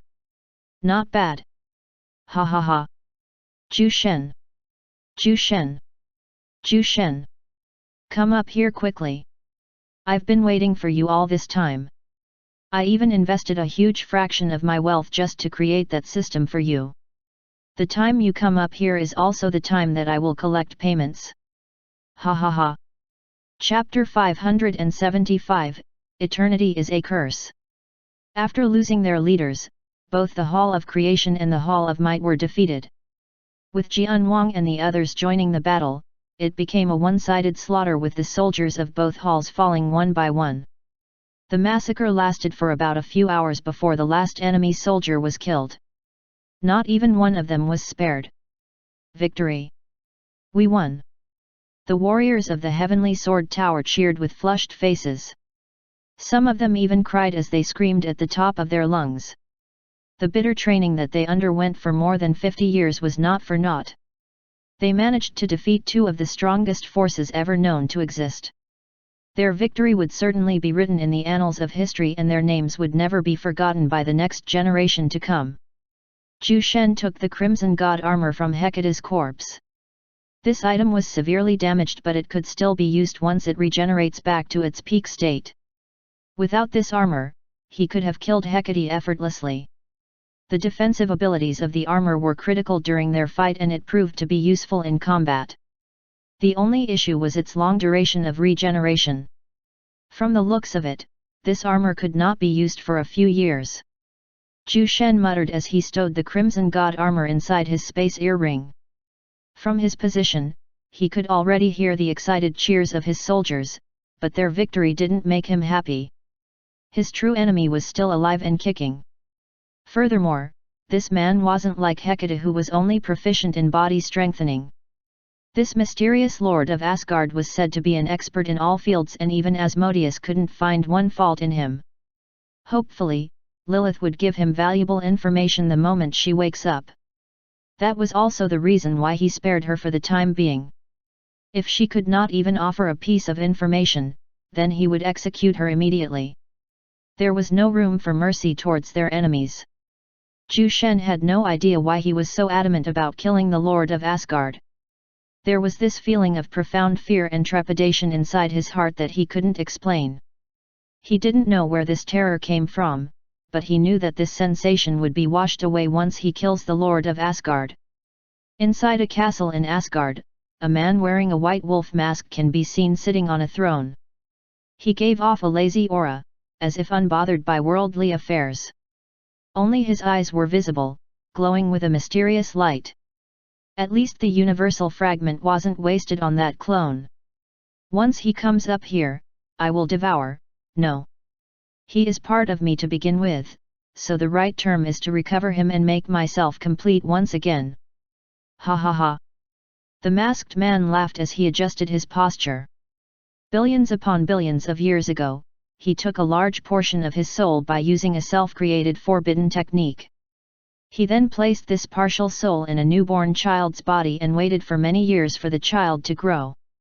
His plan was to nurture this soul to the peak of the celestial god realm and devour it to extend his own cultivation. He had been stuck at the boundless god realm, and he showed no signs of breakthrough even after many years has passed. He didn't even know if there were still stages or minor realms in the boundless god realm. However, he still tried all kinds of ways to enhance his strength, but to no avail. The last plan he came up with was to nurture a part of his soul to the peak stage of the celestial god realm and then devour it when the time comes. Unfortunately, Zhu Shen was killed by Lao Go before he even reached the celestial god realm, so he was forced to use a universal fragment to create a system and revive Zhu Shen. This universal fragment was an item that was only birthed by the universe after a long period of nurturing. Each universe can only give birth to one universal fragment, and this item was capable of doing the most impossible things. Initially, he planned to swallow this universal fragment, but he was afraid that he might not be able to absorb the energy inside the fragment. Luckily, he also had the Hall of Life and Death, a boundless rank item that was responsible for holding the souls of the departed and the newborn. He chanced upon this item a very long time ago. He used this item to revive the dead Zhu Shen and create a body for him using the universal fragment. He then used the remainder of the fragment to create the system for Zhu Shen. He spent years and a lot of resources for this, and he could finally reap what he sowed back then. After many years of waiting, I can finally take a glimpse of what is beyond the boundless God realm. Zhu Shen, I'll let you live for now, but the moment you show yourself to me, I will immediately devour you. Ha ha ha. Don't make me wait for too long. The man kept on laughing that the entire hall was already trembling from his loud laughter. When his laughter died down, his gaze turned cold as he sat up straight. His eyes blazed like an ever-burning torch. If there is nothing beyond the boundless, then I will end this universe together with me. He had grown tired of living at the top after a very long time. If there is nothing else to aim for, then what use is living for? As an expert at the boundless God realm, his lifespan is eternal. Many would say that having an eternal life was something to celebrate, but only those who experienced the longest years would know that eternity is but a curse. Chapter 576, Condition. Lilith slowly opened her eyes and she found herself bound in chains. Her body feels very weak, and she also discovered that her spiritual power, Anma, and true essence were all sealed. It was then that she realized that they were defeated. A flash of fear covered her face when she noticed that the cloth and veil that covered her face were gone. She then remembered the final scene before she lost consciousness. Hecate was defeated. She uttered with a tinge of disbelief. Hecate was an unstoppable general under the Lord of Asgard, and even she could not beat the man in frontal combat. However, such a fierce warrior actually died, and even she was captured by the enemy. Thinking about this, she observed her body closely. She then heaved an internal sigh of relief after finding out that nobody touched her. After gathering her senses, she adjusted her sitting position. The clanking of the chains echoed inside the room. That man, is he also at the boundless God realm like the Lord? No. That shouldn't be possible. She muttered absent-mindedly as she recalled the image of the man who had effortlessly captured her. She couldn't even afford to fight back, and the man easily defeated her with just a few casual movements. The sheer ease in how she was captured made her question her own strength. Woman! A voice suddenly drifted to her ears, making her jolt in surprise. Lilith turned her head sideways and saw the familiar face of the man who had defeated her. He looked stunning with his devilishly handsome face and cold expression. His aura was subdued and he seemed no different than a normal person. However, Lilith turned her guard up. This man was dangerous. What do you want from me? She tried to hide her nervousness, and she even forced herself to look straight into Zhu Shen's golden eyes, but those beautiful gold orbs almost made her enter into a dazed state. Zhu Shen smirked coldly in his heart upon seeing the calm expression of Lilith. Her slightly quivering shoulders and even the hurried beating of her heart didn't escape his senses. He knew that she was merely feigning calmness. Tell me more about the Lord of Asgard. Anything that you know about him.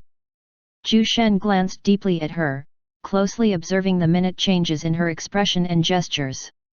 Lilith furrowed her eyebrows upon hearing his words.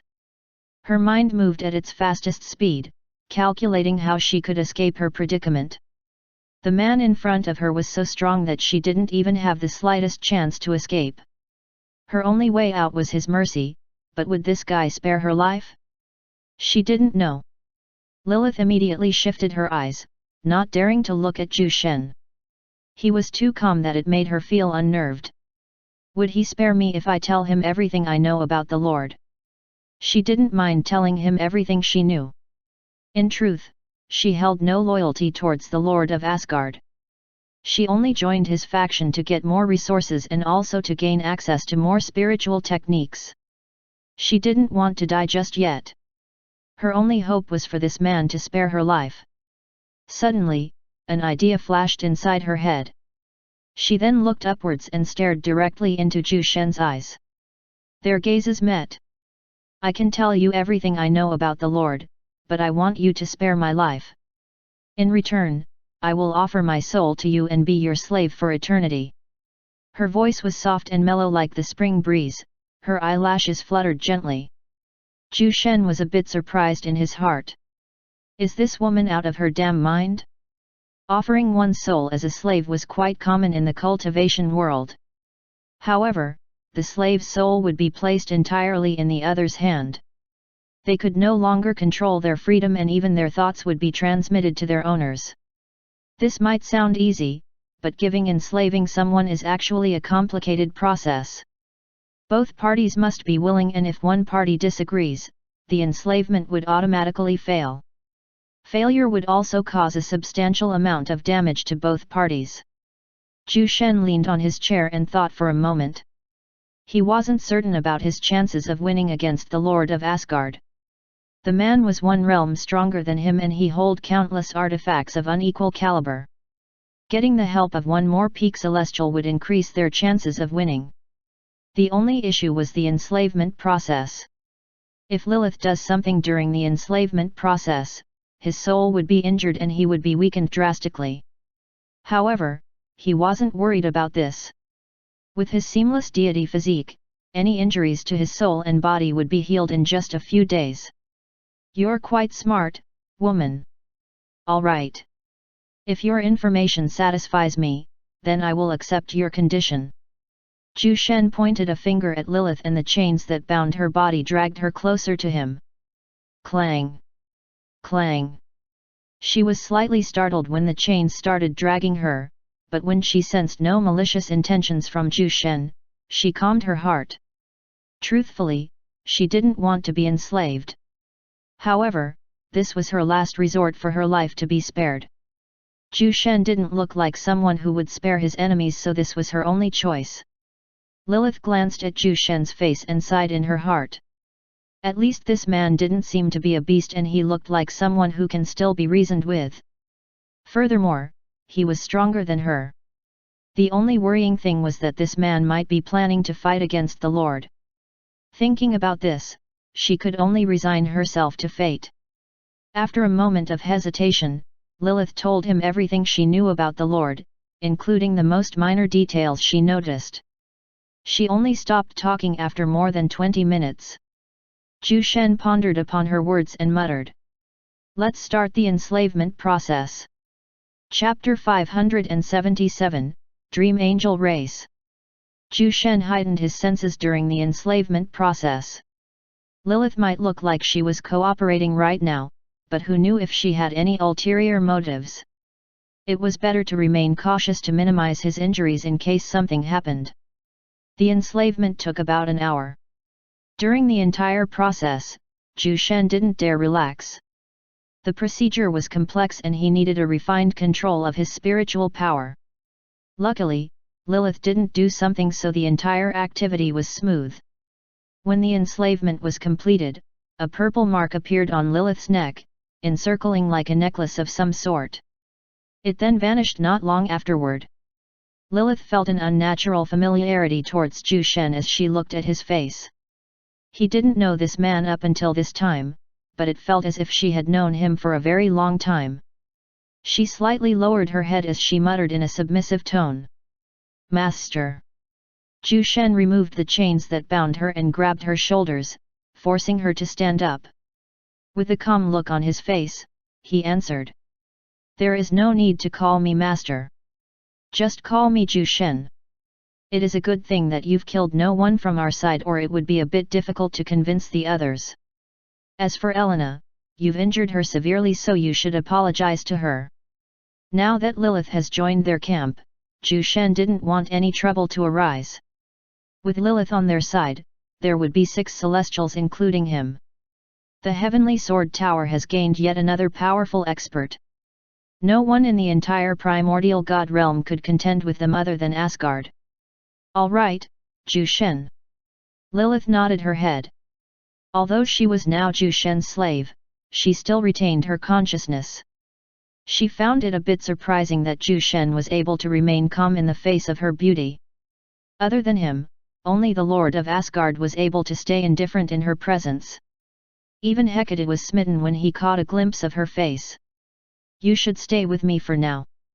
The others might attack you as soon as they see you walking around. Wait until I explain everything to them. Don't worry.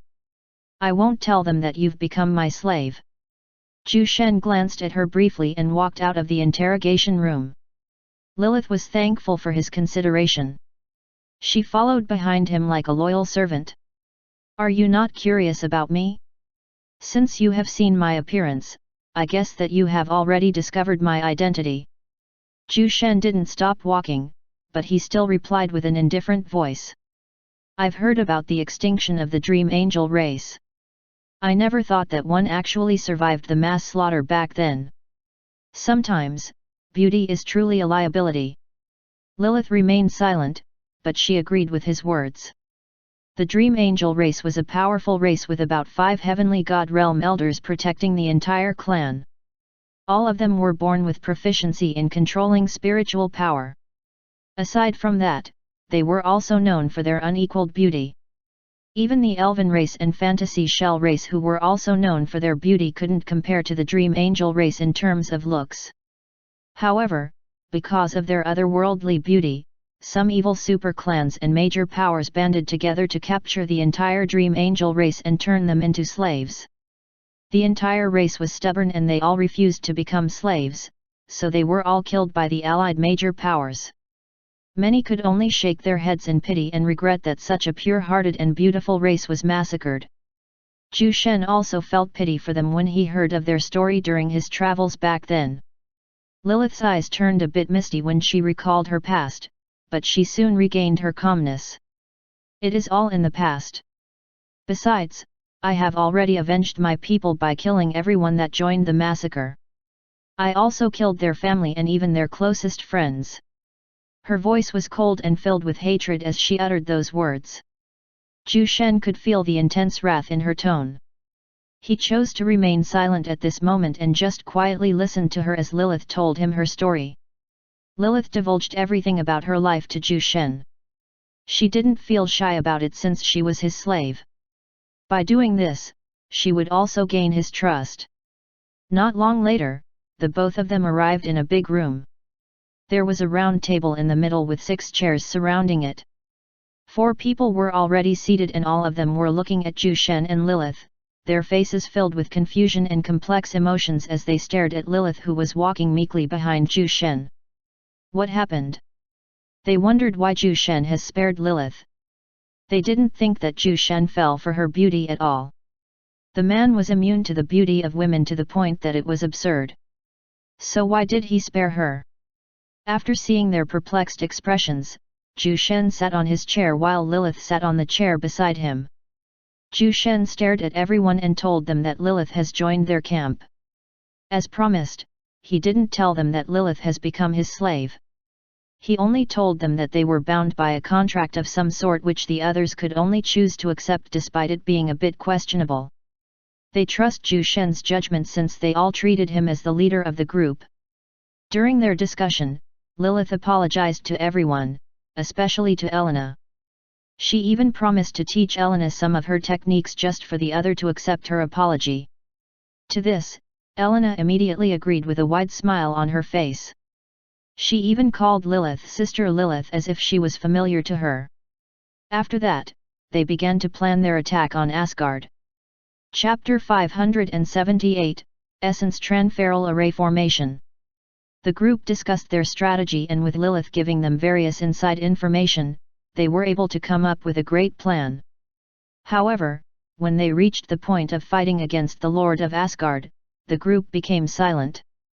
Among all of us, only Zhu Shen might be able to land a blow against the Lord of Asgard. Asmodeus cupped his chin with the palm of his right hand. His other hand tapped on the table as he put on a thoughtful look. Lilith nodded her head in agreement. She had already fought the entire group, so she knew about their current strength. In her point of view, only Zhu Shen was indeed capable of fighting against the Lord. There is a way for us to ensure the victory of Zhu Shen. Elena voiced out her words in a somber tone. Her words immediately made the others glance her way. How? Jianwang asked with eyebrows furrowed. Essence transfer. The eyes of Lilith widened upon hearing this term, while the others stared at each other in confusion. Only Asmodeus had a bit of understanding about it. You're not serious, are you? Asmodeus glanced at Elena with a serious look.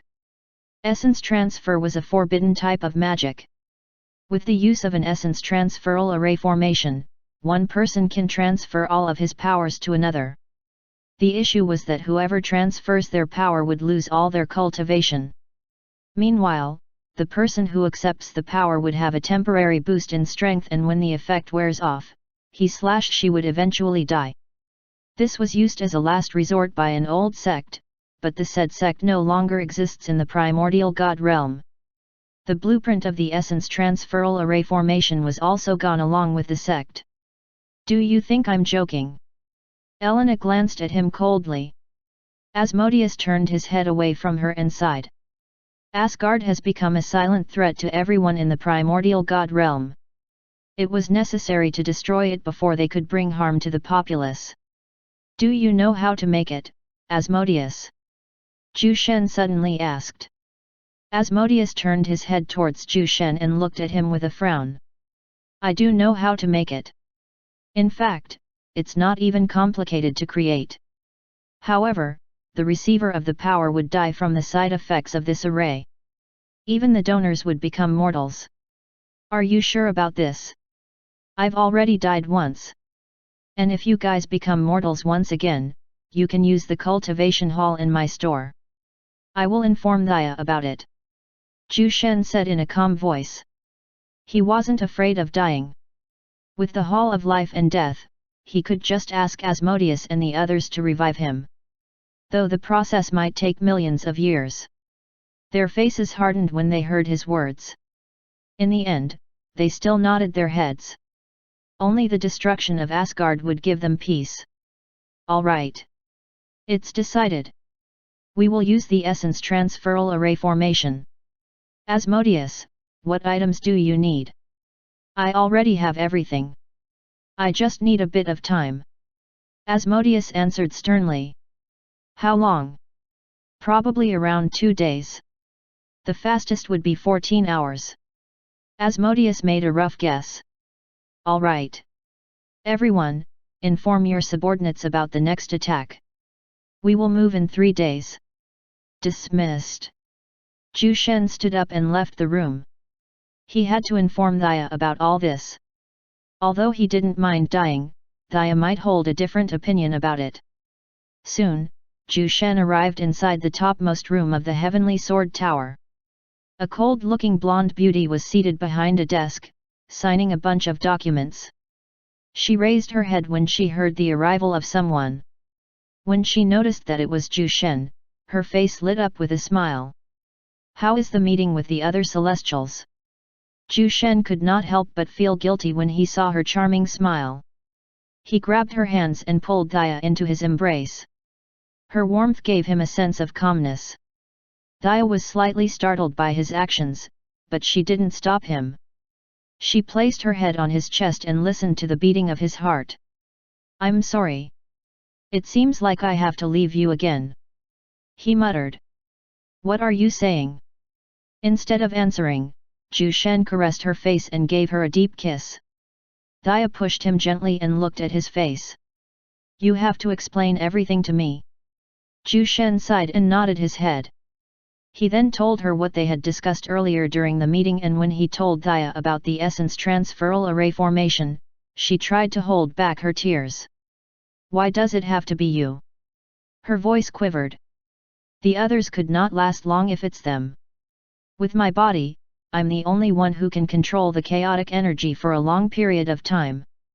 We need every second to ensure the defeat of Asgard. Zhu Shen patiently answered her queries. Asmodeus immediately began creating the essence transferal array formation. He took out all the materials he needed and placed them all around him. The process of making the array wasn't complex, the only issue was that this array needs more diagrams drawn, which lengthened the creation time. Asmodeus kept on sighing as he made the array. Well, I've become bored living as a celestial. It's not too bad to become immortal. I can just recultivate myself. There's a cultivation hall anyway. I just hope that Zhu Shen doesn't fail in killing the Lord, or all of our efforts will be in vain. We had already sacrificed a lot just to destroy Asgard. Now that we have reached an endpoint, I hope nothing goes wrong. Asmodeus sighed once again. He then focused his attention on making the array. Thinking about random thoughts would only increase his worries. Chapter 579, Lord of Asgard.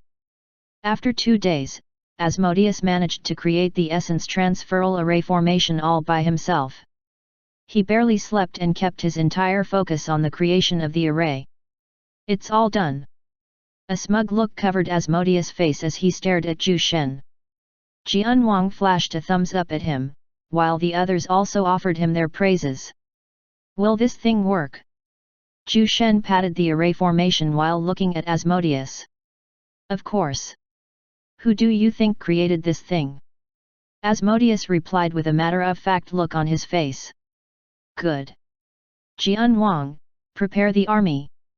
We will depart tomorrow morning. Zhu Shen said with a calm expression. All right. Everyone turned serious when they heard this. The next day, the Heavenly Sword Tower's soldiers boarded the flying ships. They were aware that their destination this time was the infamous Asgard, the place that no one has ever stepped into. Let's go. Jianwang signaled the departure of the entire fleet. Thousands upon thousands of flying ships soared through the clouds and moved towards the famous floating city above the skies. Normally, a strong force would have blocked anyone from ascending the floating city, but for some strange reason, nothing was restricting the entire fleet. There wasn't even an ounce of force preventing them from entering Asgard. It was as if they had been granted access to fly directly to the floating city. What's happening? Zhu Shen frowned when he noticed that they didn't even have to use force to enter the floating city. Their flying ships managed to bypass the restricted zone of Asgard and they were about to descend the floating city. From where he stood, Zhu Shen could already see the 3 towers that stood erect like monumental beasts. No enemies blocked their path. The entire floating city was empty. Search the entire area. Zhu Shen commanded as he landed with graceful movements. Soon, the other Celestials followed behind him. Dia, lead the soldiers in checking every nook and cranny of this place. Zhu Shen sent a transmission to Dia. All right. Be careful. She responded right away. Yes. You too. He replied. After that, Dia led the soldiers in inspecting the entire floating city. When the soldiers left, Zhu Shen glanced at Lilith and asked. Where's the castle of the Lord? Lilith pointed to a huge building with glamorous architecture. That's where we normally meet the Lord when we are summoned by him. He should be there. Zhu Shen nodded his head and immediately led them to the castle. The surroundings were strangely quiet and it made them unnaturally anxious. They could feel an invisible pair of eyes watching their every action. It was a discomforting feeling. Soon, the group arrived in a spacious hall. Tall and massive pillars supported the hall. There was a throne made of golden skulls located in front of the hall. Seated on the throne was a man wearing a wolf mask. He had a silver armor with a snow-white cape behind his back. It took you long enough, Zhu Shen. A calm voice devoid of any emotions echoed inside the hall. His sudden words made the group stop in their tracks. Without waiting for them to speak, the masked man continued. I've been waiting for billions of years for you to arrive. Did you know that I spent half of my wealth just for you? Hearing all this, Zhu Shen furrowed his eyebrows. What do you mean? To his question, the man suddenly laughed. His body trembled as he erupted into peals of laughter.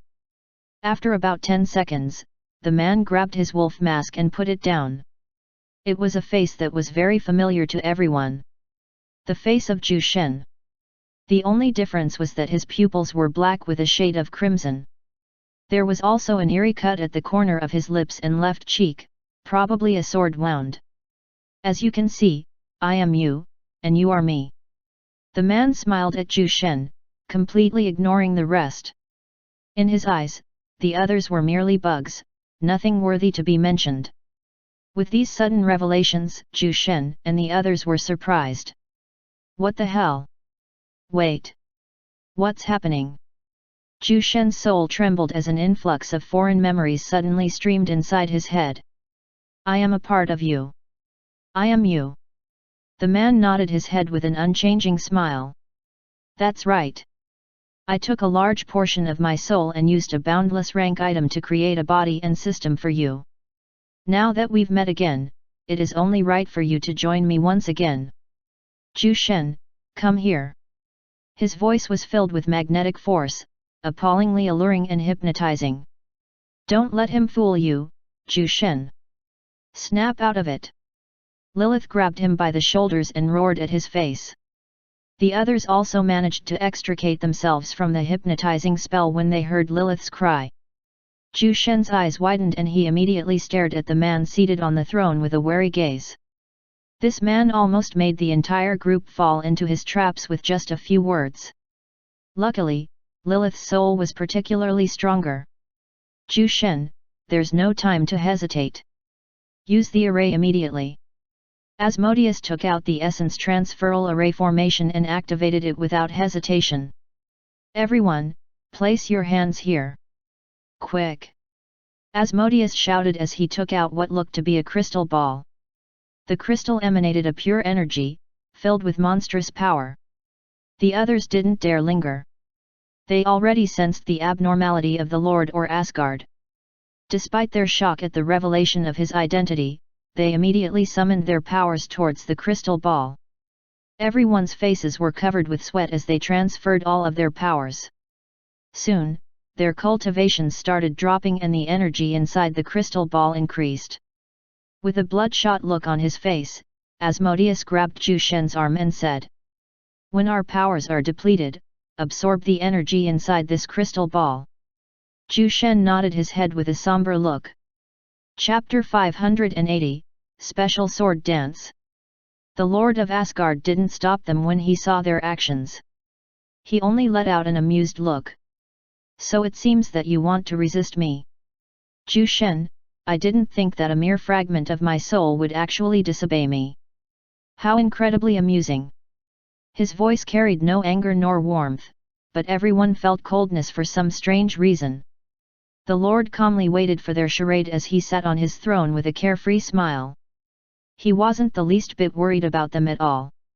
As a boundless God realm expert, he had long since exceeded what the likes of Celestials could do. Soon, the energy in the crystal ball reached its highest and Zhu Shen immediately started absorbing the energy within. Oh! The Lord of Asgard had a look of interest as he stared at the glowing crystal ball.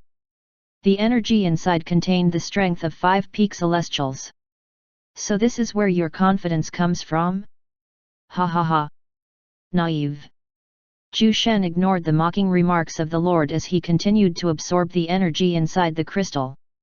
After absorbing everything, he sent his 5 weakened friends far away. They no longer held the strength of Celestials. They had lost all their cultivations. Zhu Shen's strength slowly increased as he tried to stabilize the furious energy inside his Danshan. Peak Stage Celestial God Realm. Early Stage Boundless God Realm. He managed to reach the early stage of the Boundless God Realm with the cultivations of his friends. It wasn't surprising since all his friends were elites among the elites. All of them were talented individuals who lorded over everyone in the primordial God Realm.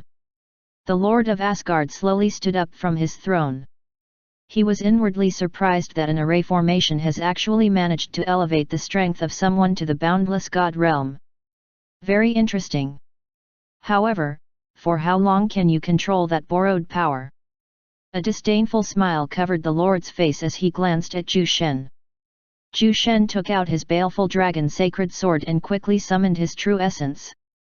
His current cultivation level was merely temporary and the consequences would be dire if he couldn't defeat the Lord before his sudden spike in strength expires.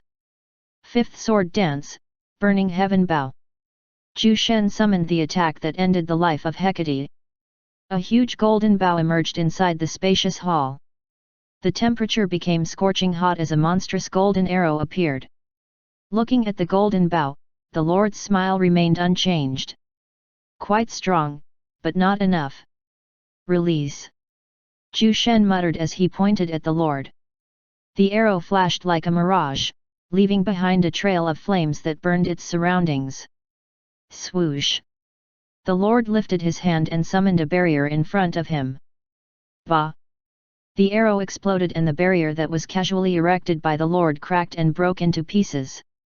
Seeing this, Zhu Shen didn't stop. Sixth Sword Dance, Breath of the Void. The space around the Lord suddenly trembled as a huge rift abruptly appeared. The rift started sucking everything in its surroundings. Its suction force was so strong that the huge pillars inside the hall started producing cracking sounds. Soon, the suction force of the rift intensified. It was like a beast that wanted to swallow everything in its way. However, the Lord remained unperturbed after all this. He waved his hand and destroyed the rift with his summoned weapon, an unadorned short sword. After destroying the broken space, the Lord smiled at Zhu Shen as if mocking his trifling skills. Space is my domain. Why use it against me? Now, it's my turn to attack. The Lord tapped his foot as he pounced towards Zhu Shen. The sword in his hand trembled as he brandished it with swift movements. Boom! Zhu Shen was flung away by the strong force when he tried to deflect the short sword. He then quickly chanted the next sword technique. Seventh Sword Dance, Decay of Waning Moon. A dark crescent that was filled with death energy flashed towards the Lord. Whoosh! This time, the face of the Lord turned serious. He covered his body with true essence. He then violently swung his sword at the dark crescent, sending a gleaming sword wave that punctured the space around them. Ba-a-a-ong-ug. The hall became a mess as the two attacks collided. The pillars collapsed and the whole castle trembled as if in the middle of an earthquake. When the dust subsided, two people can be seen facing off, but they quickly disappeared when they sensed each other. They then reappeared above the skies and resumed their battle in the clouds. Boom! Boom! Boom! The sky was filled with loud explosions as the two contested their strengths. They appeared to be equal in terms of combat power. Up above the skies, the Lord deflected Zhu Shen's strike and distanced himself a few hundred meters away from him. He then stared at Zhu Shen with a solemn look on his face. To think that the body I created for him has made him so much stronger. Now, I regret using it on this fragment of mine. He thought to himself as he clicked his tongue inwardly. The power that Zhu Shen was showing exceeded his expectations. He didn't think that his fragment would exhibit such skillful sword technique that was equal, if not, surpassed his own. He didn't know if it was the items he used to create the body and the system or simply just the experiences of Zhu Shen in his life. I don't know if you were spying on me when I was trapped inside the God Sealing Tower. When I was tortured by Lao Go inside the tower, I created 7 sword dances and 1 special sword dance. Zhu Shen muttered as he adjusted his battle stance. The Lord revealed a look of shock when he sensed the horrific power behind Zhu Shen's movements. Special Sword Dance, Annihilation. Chapter 581 Overturning the World with One Sword Strike. A blinding radiance soon erupted at the tip of Zhu Shen's sword, making the Lord of Asgard unconsciously close his eyes for a brief moment. However, when he realized this, he forcefully opened his eyes and was met with a scene that he would never forget. An immeasurable number of swords hovered around him and Zhu Shen. There were all sorts of swords ranging from the lowest rank up to the highest. There were even a few thousands of boundless rank swords. He felt his scalp tingle at the sight of this. Just what kind of sword technique did Zhu Shen summon this time? For the first time, there was a tinge of fear in his eyes. The Lord of Asgard immediately summoned his strongest defensive techniques and overlapped them in one breath. He also activated his defensive equipment to make sure that nothing goes wrong. However, despite all these preparations, the feeling of anxiousness in his heart didn't disappear. What is causing my heart to palpitate? The Lord of Asgard hurriedly scanned the surroundings, and he even checked all the swords through his powerful spiritual perception. All these happened in just a blink of an eye, but he didn't manage to locate the thing that made him worried. What is it? Wait. This is an illusion. Before I closed my eyes, I saw the tip of his sword coming straight towards me. Upon realizing this, the Lord of Asgard immediately erupted into power. He released the full extent of his cultivation and destroyed the illusion that bound him. When he regained consciousness, he found himself stabbed by Zhu Shen's sword. The baleful dragon sacred sword was burning intensely, and it was only now did he feel the pain slowly spreading through his body. He let out a groan as he pushed Zhu Shen off with a kick. Pa! Zhu Shen was flung away by the strong force of the kick, but there was a faint smile on his face. His smile was filled with ridicule as he stared straight at the Lord of Asgard. What do you think about my special sword dance? I thought that the day I would use it would never come, but then here you are. The Lord of Asgard spat a mouthful of blood, and the pain intensified when he heard Zhu Shen's mocking voice. He was infuriated. His clone actually dared to speak to him in such a manner. However, he found out that his body was becoming weaker. When he checked his body, he noticed that a small part of his dantian was damaged by Zhu Shen's sword. Damn it! If I don't recuperate from this wound, a large portion of my cultivation would be gone. This damnable Zhu Shen! He will pay for this! He shouted angrily in his heart. The Lord of Asgard used the power of space and appeared behind Zhu Shen. He then struck out with his sword, making the air freeze. Swoosh! Zhu Shen felt a sense of danger from behind him, and he instinctively dodged to his right. He then backed away thousands of meters in a single leap. He narrowed his eyes when he saw the severely injured Lord of Asgard looking at him with malicious intentions. This guy was finally taking him seriously. Meanwhile, Jian Wang and the others who were sent far away by Zhu Shen could hear the violent roaring above the skies. From the fierce collisions and explosions, they could already tell the ferocity of the battle. However, they no longer had their previous cultivation bases, making them unable to spectate the match. Jian Wang looked up with worry in his eyes. He had become immortal, but the sharpness in his gaze didn't weaken. Even without his previous cultivation base, he could kill still 9th rank saints with just his sword skills alone. If Zhu Shen fails, all of the primordial god realm might not be able to contain the Lord's wrath. His voice was filled with concern. Asmodeus and the others became silent at his words. Everything was left in the hands of Zhu Shen.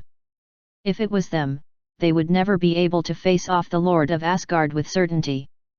Only Zhu Shen was capable of doing that.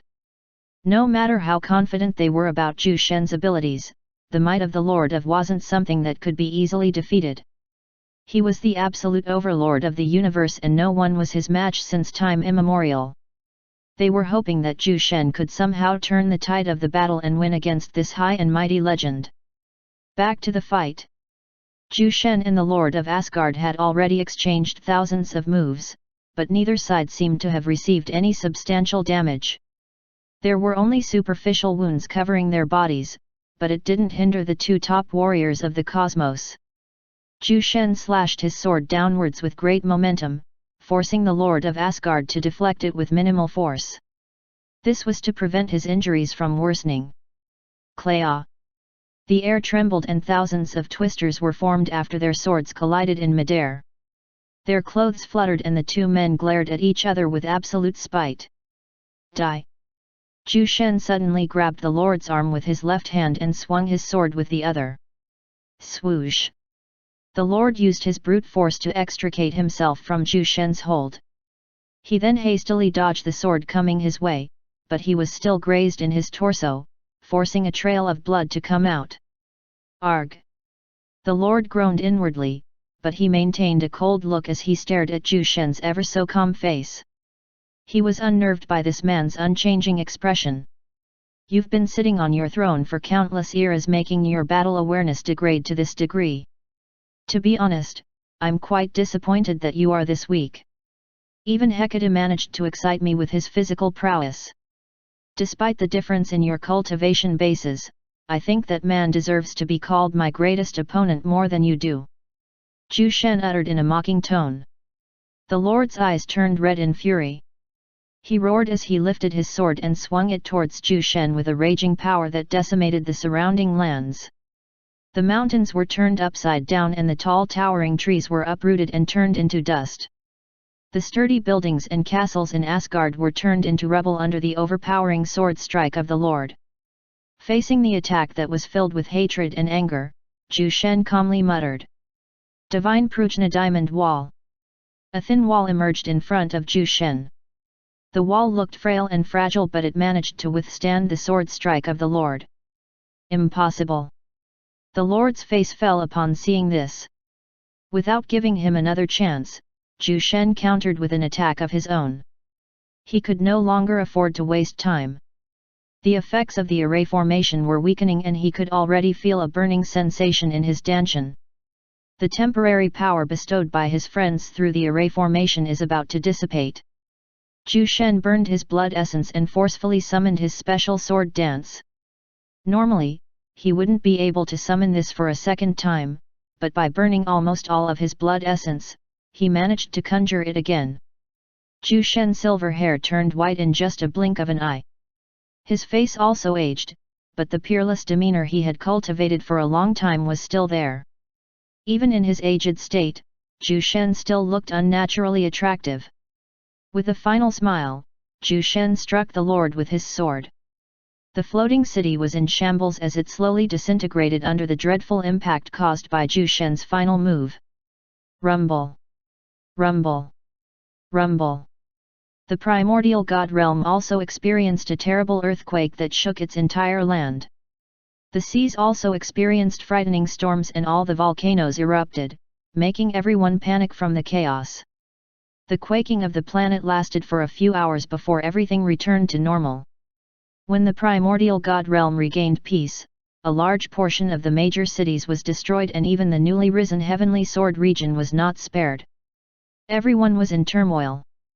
What had caused the great upheaval that overturned the whole world? Chapter 582 Immortalized. 1,000 years later, the primordial god realm has already recovered from the battle that shook the entire planet. Although the process of reparations took a very long time, everyone did their best to rebuild the primordial god realm. Even until now, the earth-shaking battle that took place 1,000 years ago was still one of the main topics of everyone's conversations. The ones who experienced the aftermath of that clash would never forget that event. The name Zhu Shen was immortalized as the savior of the entire planet. Although he died after fighting against the most mysterious expert in Asgard, his glorious deeds were never forgotten and his sagas were written in scrolls, manuscripts, and books by historians. The Heavenly Sword region has become the most prosperous region in the world and it has already become the center of trading and commerce. Many luxurious carriages driven by rich merchants passed by in large groups. Hidden experts and civilians intermingled within the crowd, but despite the differences in their standing and power, no one dared to cause a ruckus. There was only one reason for such a disciplined crowd, the presence of a behemoth called the Heavenly Sword Tower. As the sect of the late Zhu Shen, the Heavenly Sword Tower was glorified along with his great name. Many experts and great talents emerged in the sect throughout the 1,000 years, making it even more powerful. Their authority was already unshakable.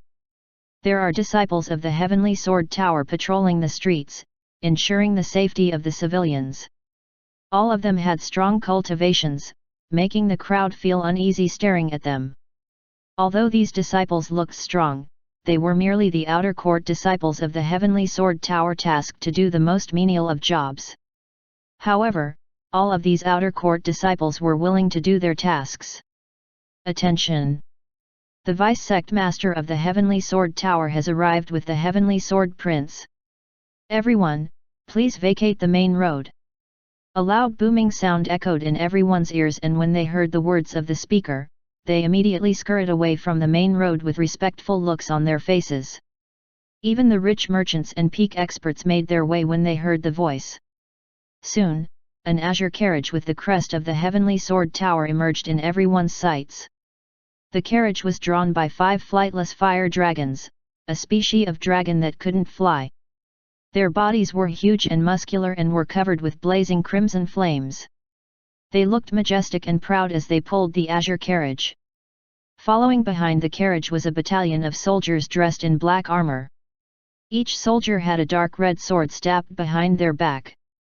The entire battalion had cold faces as they scanned the crowd, observing for any potential threat that might harm the important people inside the carriage.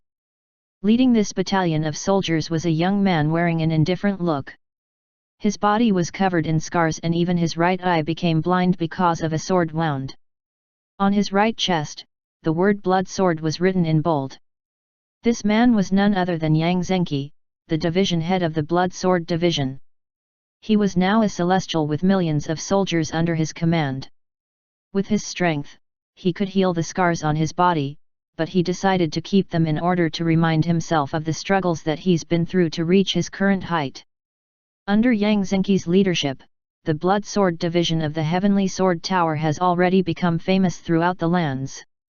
Their reputation was so resounding that even the nearby regions were fearful of their might. Look! Isn't that General Yang Zhenqi of the Heavenly Sword Tower? Gosh! He looks so cool and scary. I heard that he killed a newly emerged savage beast at the celestial level some time ago. The beast caused great havoc in the northern ice plains, forcing the Heavenly Sword Tower to take action. It was General Yang Zhenqi who killed the savage beast, and their battle even caused a large portion of the glaciers in the northern ice plains to melt. Yang Zhenqi remained unperturbed under the admiring gazes of the crowd. He was already used to this. The whole entourage stopped in front of a statue. The 5 flightless fire dragons kneeled in unison as they stared at the statue. Yang Zhenqi jumped down from his mount and also kneeled. The entire battalion of soldiers revealed looks of reverence as they kneeled. Soon, the door of the carriage was opened. A valiant-looking beauty with golden hair emerged from the carriage. She was holding a 1-year-old child in her arms, smiling at the little guy with affection. This peerless young lady was the vice-sect master of the Heavenly Sword Tower, Thaya. The child in her arms was her son with the late sect master Zhu Shen. The child's name is Zhu Yonggan, but everyone calls him Heavenly Sword Prince. Thaya conceived the Heavenly Sword Prince for 999 years in her womb, and it was only recently that he was born. The entire primordial god realm was in an uproar when they heard about this. It was unheard of for a child to stay unborn for 999 years. Everyone kept tabs on this unborn child of the late sect master Zhu Shen. They wanted to find out how talented their son would be. Finally, after 999 years of waiting, the Heavenly Sword Prince, Zhu Yonggan, was born. When Thaya gave birth to him, the sky turned azure and the chiming of heavenly bells resounded throughout the entire planet. The phenomenon lasted for an entire hour before it vanished, and this became a major sensation. What kind of child was the Heavenly Sword Prince for him to summon such a heavenly phenomenon in his birth? Aside from this shocking phenomenon, the Heavenly Sword Prince was also born as a void god realm. He directly skipped many major realms even before he started cultivating. From then on, the legend of the Heavenly Sword Prince circulated in the world. At this moment, Thaya gently held her child as she glanced at the statue. She could not help but tear up as she looked at the familiar face. Zhu Shen. This is our child, Zhu Yonggan. She muttered, her eyes slightly reddening. Her voice wasn't loud, but everyone looking at the scene could hear it. They choked upon hearing the great emotion in her voice. Even the stoic Yang Zhenqi lowered his head to prevent the others from seeing the tears in his eyes. Among the crowd, 5 individuals draped in long black robes spectated the scene with heavy emotions. Sigh. The man leading them sighed as he shook his head. Zhu Shen, my friend. Brother Jian Wang, how about we go with the rest of the group? No. Let the family speak to each other. We will only destroy the atmosphere if we go there. Jianwang shook his head right away. They were the 5 celestials that gave their cultivation to Zhu Shen during his final battle with the Lord of Asgard. With the help of the cultivation hall, they had already recovered a portion of their powers. Everyone glanced at the tall statue. It was a peerless image, unmatched even until now. He was holding a terrifying-looking sword as he stared at the horizon with a calm look on his face. There was a diamond plaque at the foot of the statue with words written by sword strokes. In memory of the wine god Zhu Shen. The end.